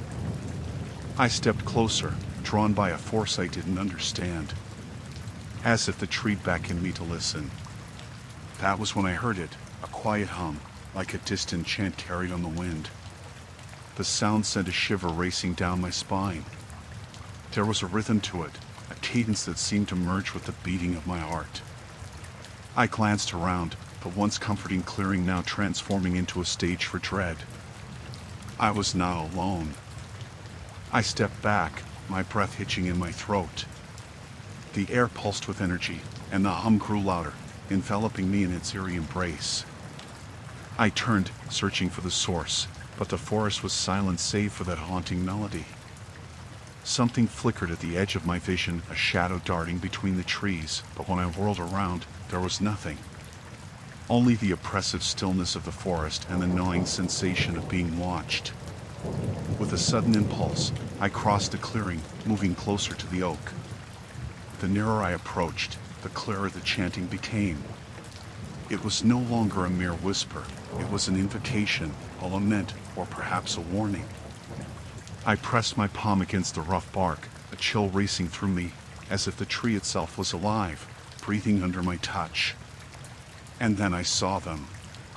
The faces, twisted in a myriad of expressions, some mournful, others contorted in rage. I stumbled back, yanking my hand away as if scalded. The chanting crescendoed, the sound reverberating through the clearing, shaking the leaves and stirring the branches above. Panic clawed at my throat, and I turned to flee. But the path that had led me here was gone, swallowed completely by the forest. I spun around, desperation rising like bile as the shadows deepened, stretching out like the fingers of a malevolent spirit seeking to ensnare me. I called out, my voice cracking, "Hello? Is anyone there?" Silence answered, yet the hum persisted, a relentless heartbeat in the background. I stumbled forward, my hands outstretched, desperate to find the way back. The trees closed in around me, their bark seeming to shift under my fingertips, as if they were alive and aware of my fear. Panic surged within me. I could hear my pulse thrumming, a frantic rhythm matching the chanting that continued to echo in the vastness. Then, out of the corner of my eye, I caught sight of movement. A figure flickered in the undergrowth, its shape blurred and indistinct. I froze, the air thick around me, my breath quickening as I whispered, "Who's there?" The figure stepped into the dim light. It was a child, no older than 7, dirt smeared across her pale face. Her eyes were wide and glassy, reflecting the fading light, and her hair hung in tangled strands around her shoulders. She stared at me, mouth moving silently as if trapped in a world I could not see. Suddenly, the chanting stopped. The silence that followed was deafening. The child pointed to the trees, her expression shifting from fear to something more sinister. I took a step toward her, a part of me hoping I had imagined the whole thing, that she would lead me back. But then I heard branches snapping, Leaves rustling as a presence emerged from the shadows. The air thickened with dread as I turned, my heart racing. The child's eyes widened in horror, her finger trembling as she pointed behind me, a silent warning. I dared not turn around, paralyzed by the raw terror coursing through me. Whatever had been awakened by my presence was now moving in the darkness, and I could feel its gaze boring into my back. My instincts kicked in, and I sprang forward, racing through the underbrush, branches clawing at my skin as I fought against the overwhelming sense of despair. I stumbled, falling to my knees, the forest closing in like a noose. Somewhere, the child's voice echoed in my mind, a distant plea for escape. The chant began again, rising in a furious crescendo, surrounding me, drowning me in its dreadful insistence. In those final moments, as I struggled to break free from the grasp of the forest, I understood the truth of the tales I had once dismissed. The woods were alive, and they were hungry. The chill in the air thickened as I stepped deeper into the forest, each footfall muted by the blanket of damp leaves. I had returned to the Thistlewood Grove, the very heart of the tales that had haunted me since childhood. The locals spoke of a darkness that dwelt here, a presence that fed on fear and despair, and now, with every cautious step, I could almost feel it stirring beneath the surface of the forest floor, as if the ground itself were a creature lying in wait. The sun hung low in the sky, casting long, ominous shadows that seemed to stretch and warp, reaching out towards me. The once familiar terrain had morphed into a labyrinth of twisted trees and thick underbrush. I recalled the stories my grandmother told, of those who had wandered in and never returned. Had they been consumed by the forest, or had they found something worse? I pressed on, the air growing heavier with each passing moment. A sharp rustling broke the eerie silence, sending a jolt of adrenaline racing through me. I stopped, holding my breath as I scanned the trees, but there was nothing, only the whispering wind carrying a melody that seemed to beckon me further into the darkened woods. I had come seeking answers, driven by the disappearance of my brother, David. The forest had called to him as it had to others, and I needed to understand why. He had always been drawn to the supernatural, a compass pointing toward the unknown. I wished I had listened more closely to his warnings, his frantic tales about the shadows that moved when no one was looking, the faces he claimed to have seen in the bark of the trees. As I trudged onward, the sun dipped lower, casting the world into a sepia tone that felt almost dreamlike. My heart raced at the thought of what might await me. I reached a clearing, an open space that felt wrong somehow. It was too quiet. I could hear my pulse thundering in my ears, a harsh reminder of my isolation. Suddenly, I noticed a figure standing at the far end of the clearing. A girl, with hair like wisps of smoke, her back turned to me. I hesitated, fear clawing at my throat. "Hello?" I called, my voice reverberating off the trees, swallowed almost immediately by the oppressive silence that enveloped me. The girl did not turn. I took a step closer, my instinct screaming at me to run. Was this another of the forest's tricks? I clenched my fists, summoning a fragile courage. "Are you okay?" It was then that she turned slowly, her movements deliberate, as if she had been waiting for me to speak. Her eyes were hollow, like the void of night, reflecting nothing but an unbearable darkness. "You shouldn't be here," she whispered, her voice a brittle echo. "Where's David?" I croaked, the name tearing from my lips like a desperate prayer. She smiled, but it was a grimace, a distortion of what a smile should be.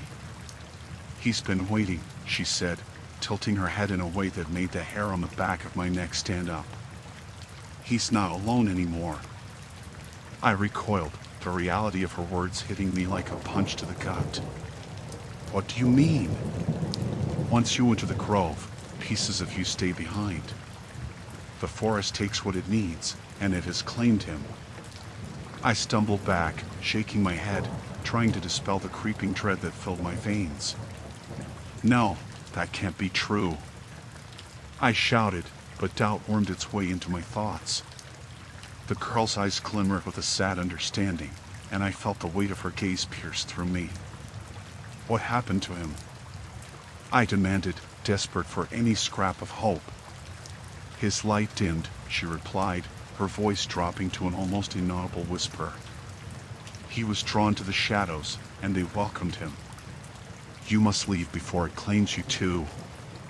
The forest seemed to grow darker with each word, the trees closing in as if to trap me within their gnarled embrace.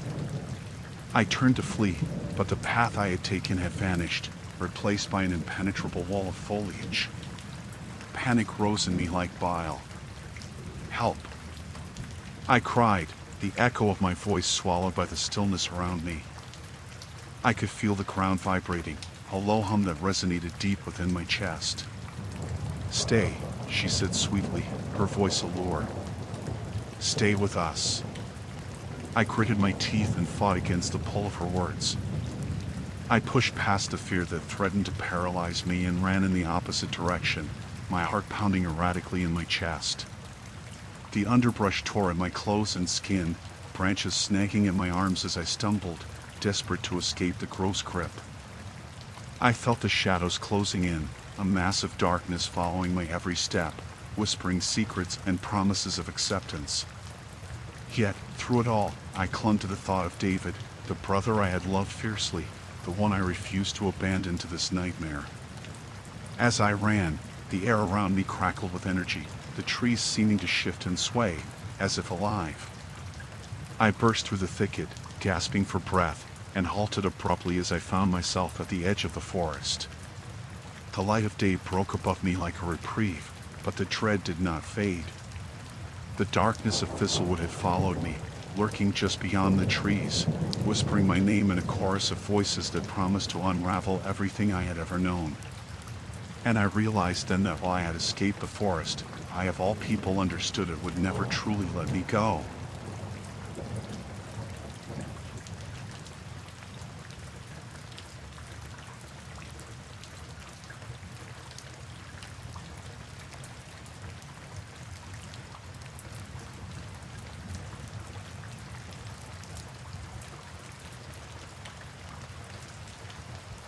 Story 6, Lease of the Damned. I had moved into the small apartment on the edge of town with hopes of starting anew. The last year had been a whirlwind of grief and uncertainty, and the fresh coats of paint on the walls felt like a promise of better days. The rent was low, the location secluded, and the landlord, Mr. Grayson, seemed eager to fill his vacancies when we met. I should have sensed the unease lurking beneath his cordial demeanor, but desperation often dulled one's instincts. The apartment was quaint, housed in an old building with weary bones. It creaked and groaned, whispering secrets of its past with every gust of wind. The air inside was thick with the scent of aged wood and dust, as if the very walls had absorbed decades of stories. I spent my first night in silence, save for the distant sounds of the city, reminding me I wasn't entirely alone. I unpacked slowly, trying to make it feel like home. Days turned into weeks, and I settled into a routine. The haunting memories of my past faded under the monotony of life. I learned to appreciate the rhythm of my own breath, the comforting dullness of each day. But soon enough, I noticed something unusual about the building. Whispers carried through the hallways, and shadows flitted just beyond my periphery. My neighbors, all withdrawn and oddly secretive, avoided eye contact and hurried past whenever I tried to engage them. It was after my third week that I first encountered Mr. Grayson again. I had gotten comfortable in the routine of life, too comfortable perhaps, when he knocked on my door one evening. I opened it to find him standing there, a slight smile plastered on his face, but his eyes were vacant, almost sunken. "Just checking in," he said, his voice too smooth, too rehearsed. "How are you finding the place?" "It's nice, thank you," I replied, forcing a smile. "I'm settling in well." He nodded, but his gaze shifted behind me, scanning the room before returning to my face. "If you need anything, don't hesitate to ask. The building has a lot of history, you know." I felt a chill crawl down my spine at the way he said history. It was as if he was sharing a secret, one I wasn't meant to know. I dismissed it as paranoia, closing the door behind him with an uneasy feeling lingering in the air. The next few days were marked by a deepening sense of dread. I began to hear the whispers more clearly, conversations echoing through the walls, always just out of reach, always leaving me feeling like an intruder in their midst. I tried to put it out of my mind, but the unease grew like ivy creeping over brick. One night, the murmurs escalated to frantic exchanges, a cacophony that made it impossible to ignore. I pressed my ear against the wall, straining to catch a word, but it was a jumbled mess. Frustrated, I slammed my hand against the wall, and the noise abruptly stopped. Silence filled the air, thick with anticipation. I found myself holding my breath, waiting for the whispers to return. After several minutes, the voices returned, softer this time, almost like a shroud being pulled over a secret. I couldn't make out the words, but the tone was frantic, desperate. I shuddered and stepped back from the wall, my heart racing. It was late, but sleep eluded me.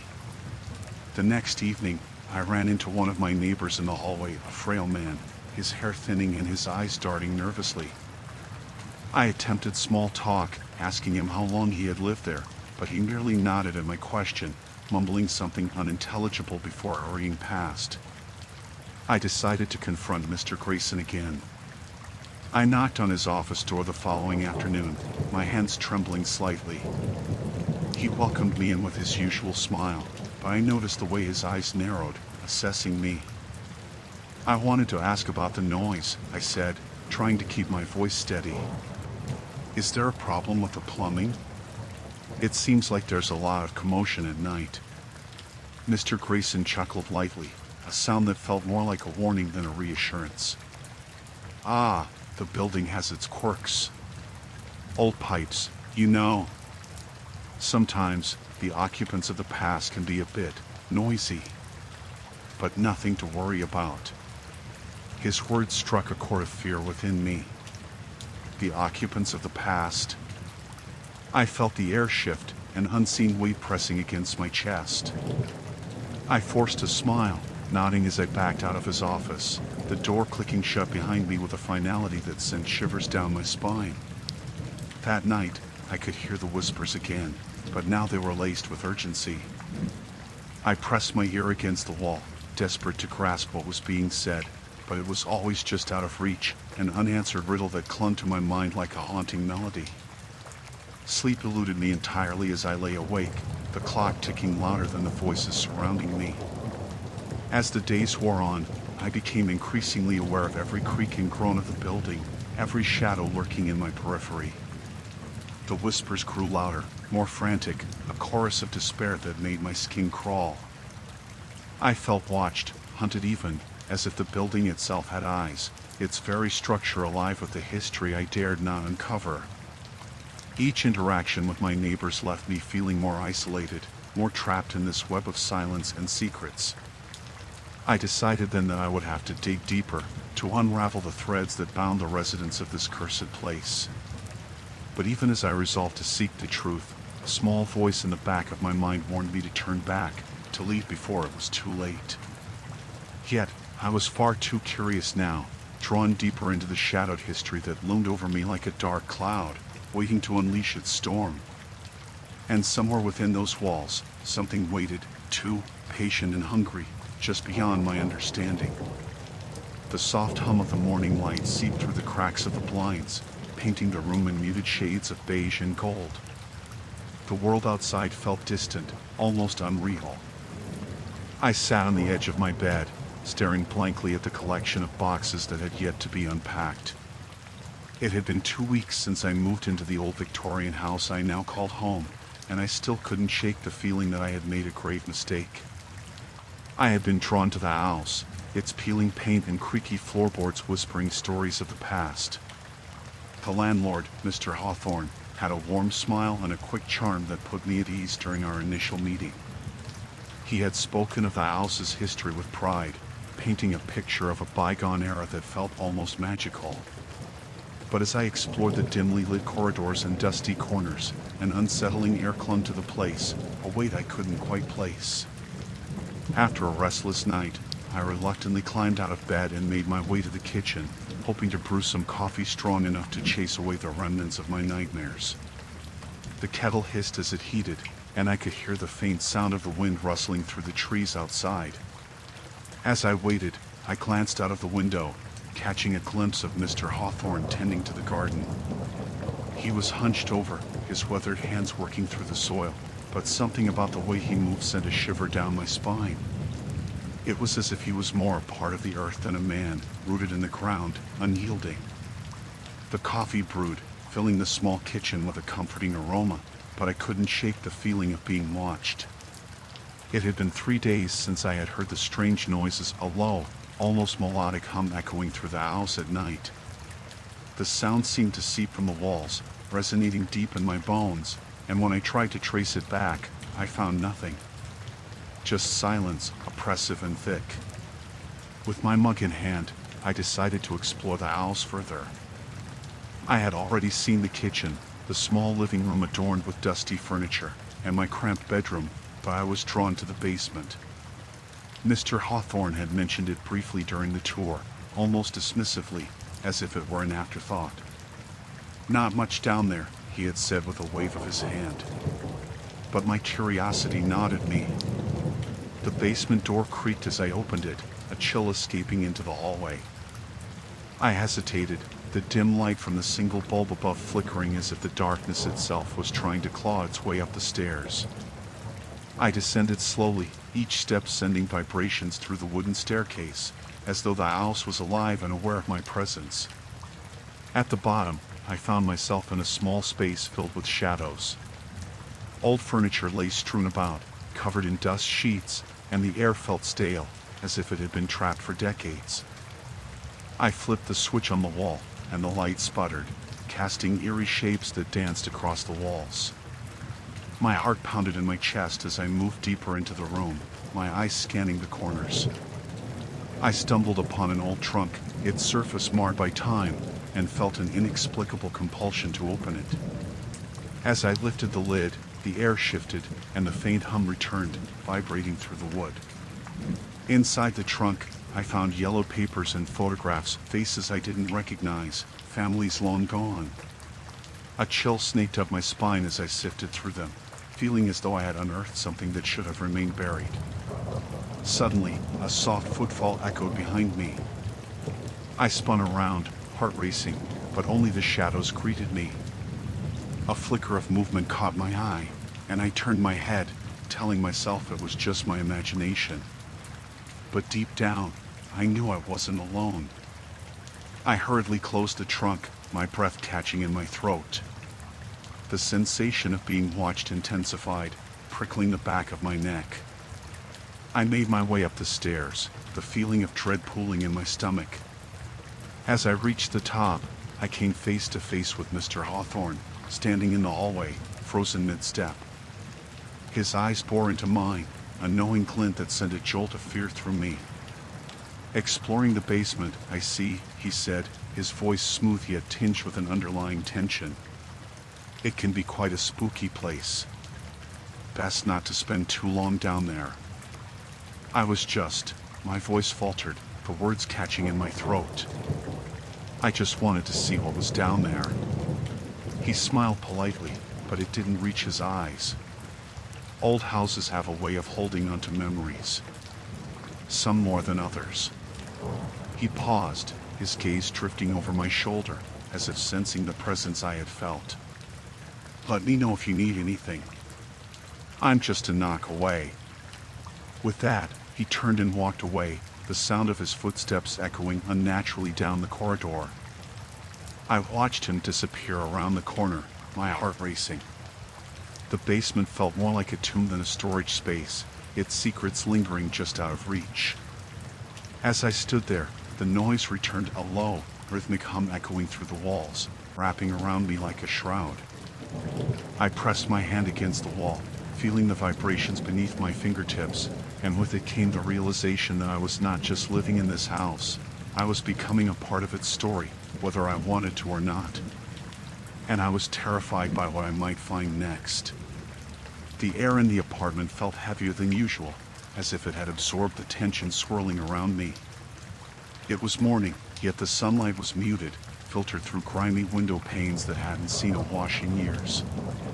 After the events of the previous evening, I struggled to shake the feeling of being trapped in a waking nightmare. I had barely slept, tossing and turning while replaying the landlord's unsettling behavior in my mind.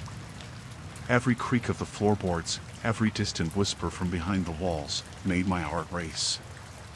I could still feel the oppressive weight of his gaze as he stood too close, the smell of stale cigarettes and something else, something rancid, still clinging to my clothes. That last comment he had made, about my getting settled in, echoed in my head, twisting into a grotesque chant. I needed to clear my head, to remind myself that rationality still existed. I stood up, stretched, and decided to make coffee, longing for the comfort of caffeine to shake the remnants of anxiety. Each footstep felt like an intrusion in the silence, the noise echoing across the room. I fumbled with the coffee maker, my fingers trembling slightly as I filled the reservoir with water. The machine sputtered to life, and I let out a deep breath, leaning against the counter. Maybe I was overreacting. Landlords were supposed to be odd, right? Especially one who had been managing a building for as long as I could guess.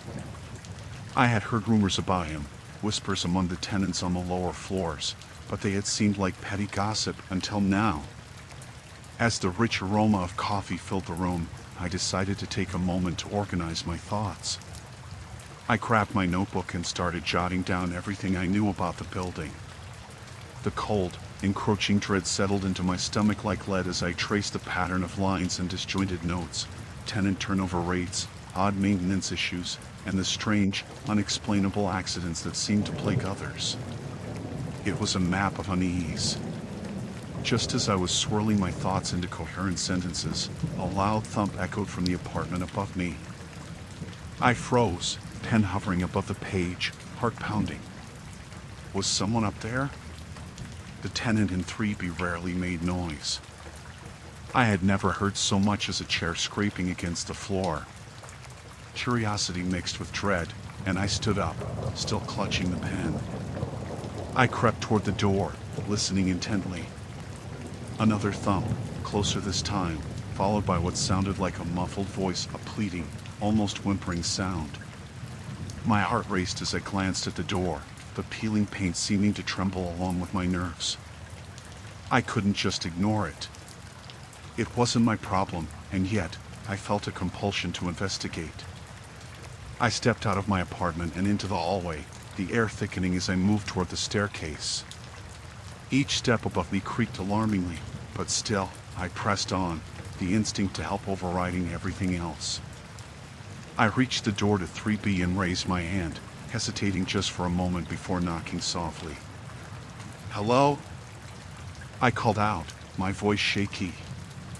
"Is everything all right?" Silence followed, thick and unsettling.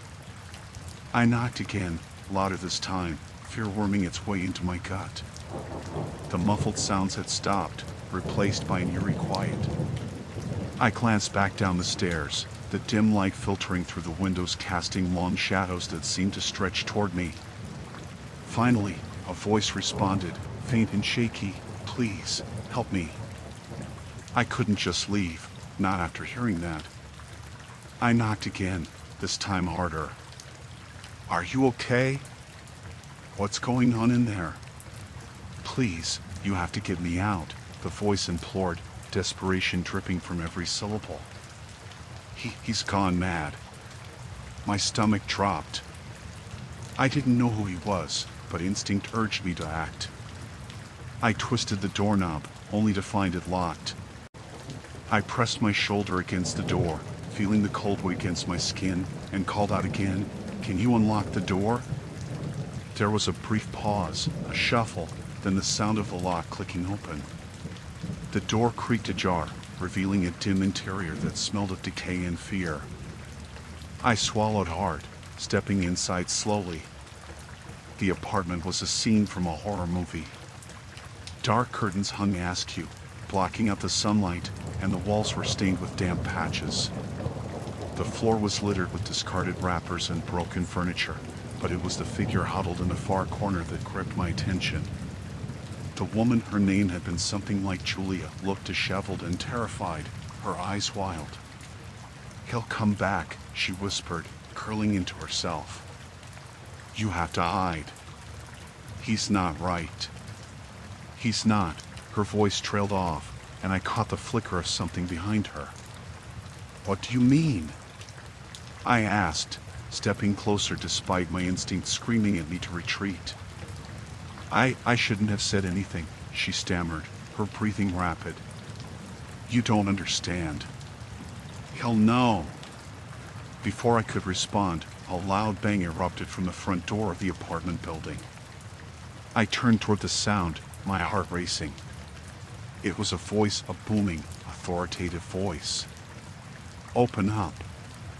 I know you're in there." My body froze as we both exchanged terrified glances. Julia's face was pale, her lips trembling. "Please," she gasped, "you have to go. He can't find you here. You don't want to get involved." But it was too late. I could hear the footsteps, heavy and measured, approaching our door. "Get down," I hissed, instinctively crouching beside her as the door rattled on its hinges. A clamor of courage surged through me, mixed with fear. "We can't let him in." The handle turned, slowly creaking, and all I could think was that this was the beginning of something I might never escape. The next week passed in a haze of dread. Each evening, as I returned to my apartment, the walls seemed to close in a little tighter. I couldn't shake the feeling of being watched, even when the only companion in the silence was the rattle of the old radiator. I had intended to confront Mr. Jenkins about the noises, the whispers that crept through the thin walls, but I found myself hesitating. Something in the way he had looked at me the last time had planted seeds of fear deep in my mind. On Tuesday night, I was woken abruptly by a noise, a soft, almost imperceptible scratch at my door.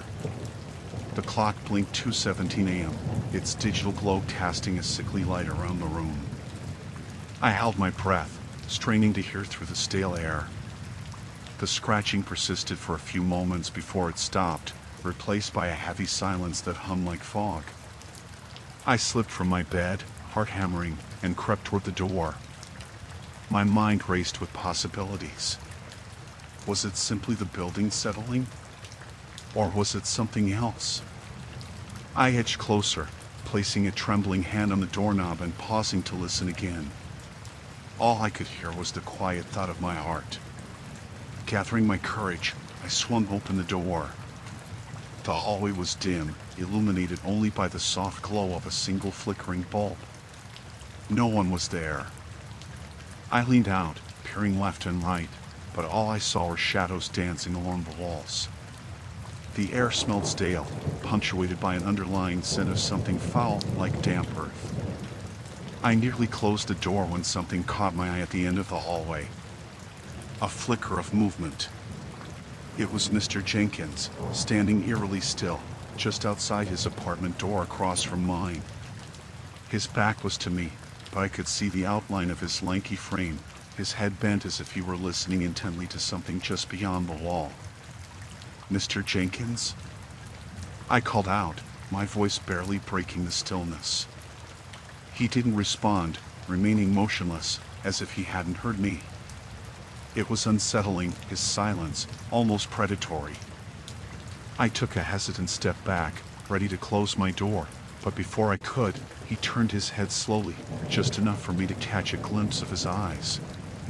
They were dark, sunken, the skin around them a shade too pale. The faintest smile curled his lips, and in that moment, I felt a rush of ice water fear course through me. "Good evening, Clara," he said, his voice smooth and cold. "Trouble sleeping?" I forced a smile, though it felt brittle on my lips. "Just thought I heard something." "Ah, the old building. It creaks and groans." Always a little spooky, isn't it? He chuckled softly, a sound that sent a shiver down my spine. Yeah, I suppose it is, I replied, my heart racing. Well, I should. Before you go, he interrupted, stepping forward with an unsettling grace. I wanted to check in on you. You're settling in well, I hope. Why, yes, thank you, I stammered, edging the door closed. The gap between us narrowed, his presence suffocating. Just fine. I see. He paused, his gaze unwavering, dissecting me like a specimen. I've heard you've had some concerns. About the plumbing? Right, I said, desperate to change the subject. I'll, get to it. Busy week. Yes, busy indeed, he said slowly, a predatory glint in his eyes. But remember, Clara, I'm always here if you need anything. Don't hesitate. With that, he stepped back, allowing me to close the door with a shaky exhale. I leaned against it, struggling to regain my composure. Was he checking on me or watching me? The line between concern and menace had blurred. Days passed, and I found myself avoiding Mr. Jenkins whenever possible. I stayed up later, finding distractions in books and movies, but the whispers began to escalate. They were faint at first, like the rustle of leaves just outside my window, but soon morphed into hushed murmurs that filled the silence of night. I could never make out the words, just an undercurrent of anxiety that wrapped around me like a fog. Then came the night I noticed the first change.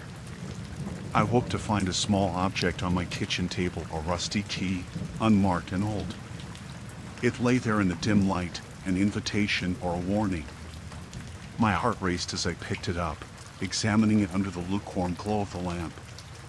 There was something unnerving about it, as if it held the weight of secrets long buried.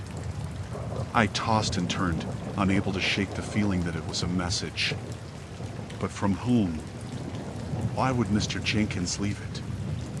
Exhausted, I finally gave in to sleep, only to be jolted awake again by a commotion outside my window.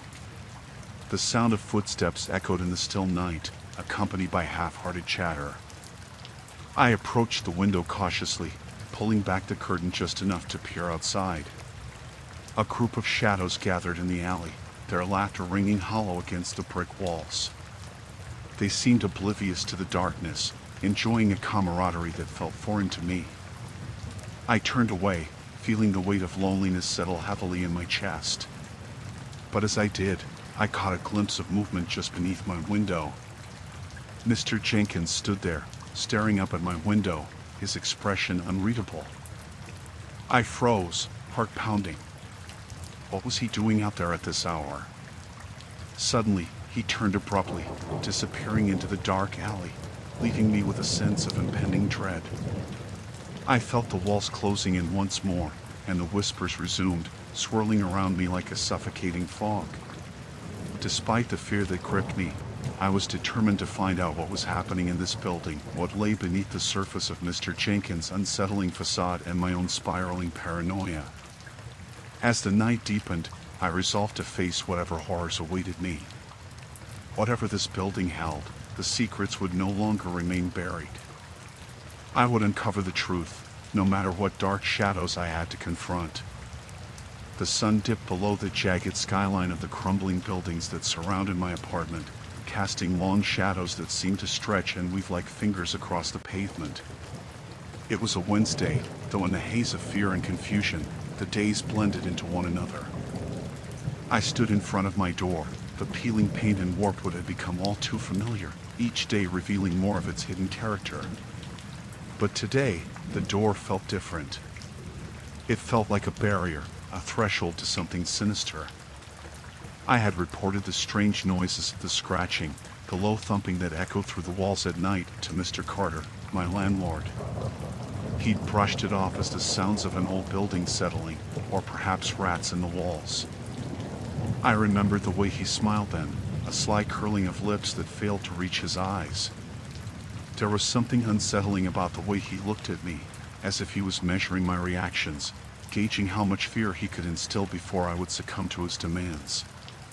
That evening, I decided to confront him.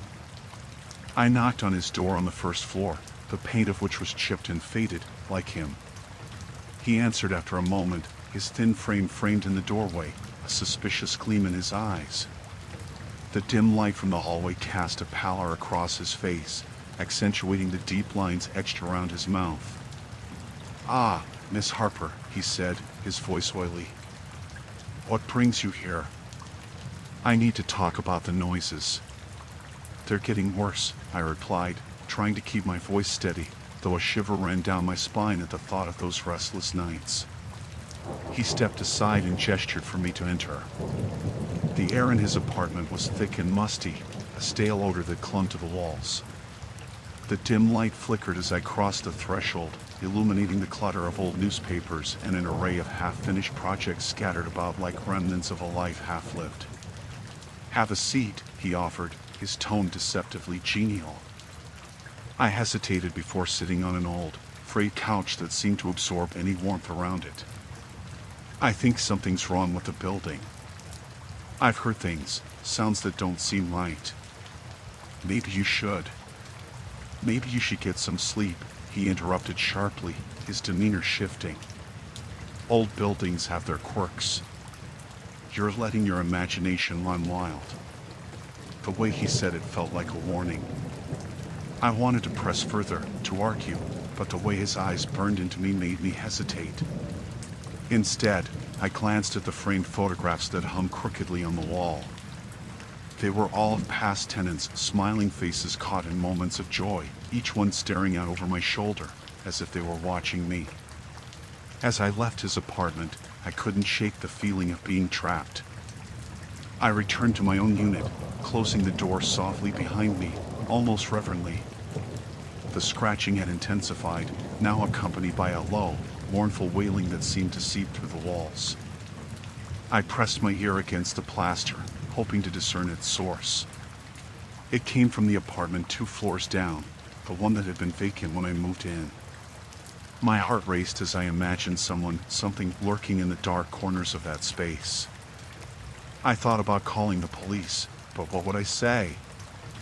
I could already hear their dismissive laughter echoing back at me, another paranoid tenant. The next few days dragged on with an unbearable heaviness. I developed a routine at work, come home, listen. The sounds were relentless, a ceaseless reminder of an unseen presence. I avoided Mr. Carter, felt his eyes on me as I slipped by his apartment, but I was too afraid to engage him. Then, one night, I found a note slipped under my door. "Come to the basement at midnight." My hands trembled as I read it. The note was typed, dull and lifeless, devoid of any signature. My mind raced. I thought about reporting it to the police, but I had no tangible proof, just a note that could easily be ignored. But something compelling urged me to go. As the clock approached midnight, I felt a pull deeper than my fear, a longing to uncover the truth of this building that had turned my life into a waking nightmare. I descended the narrow, creaking stairs to the basement, the air growing colder with each step. The concrete walls felt damp and oppressive, and I shivered as I reached the bottom. Flickering fluorescent lights illuminated the space, revealing a clutter of forgotten boxes and furniture, remnants of lives left behind. And then I saw him, Mr. Carter, standing in the shadows, his back to me. I instinctively stepped back, but he turned, his expression eager and predatory. "Glad you could make it," he said, his voice almost a whisper, a serpentine hiss that slithered through the air. "What is this about?" I demanded, my voice shaking with indignation and terror. "About the building," he said, a gleam in his eyes that sent chills down my spine. "It's alive, you see. It needs to be fed." Before I could comprehend his words, laughter echoed off the walls, mingling with the low wails I had heard before. I turned to run, but the darkness wrapped around me like a suffocating shroud. I stumbled backward, my heart racing as I felt a cold grip on my wrist. "Don't be scared," Mr. Carter said, his smile widening, revealing teeth too sharp for comfort. You're one of us now. In that moment, I realized the true horror of my situation. This building was a prison, and the landlord was its keeper, feeding off the fears of tenants like me. I was trapped, ensnared in a web I had unwittingly walked into. I fought against his grip, but I could feel the shadows closing in, pulling me deeper into the darkness, where every fear I had ever held was waiting to consume me whole.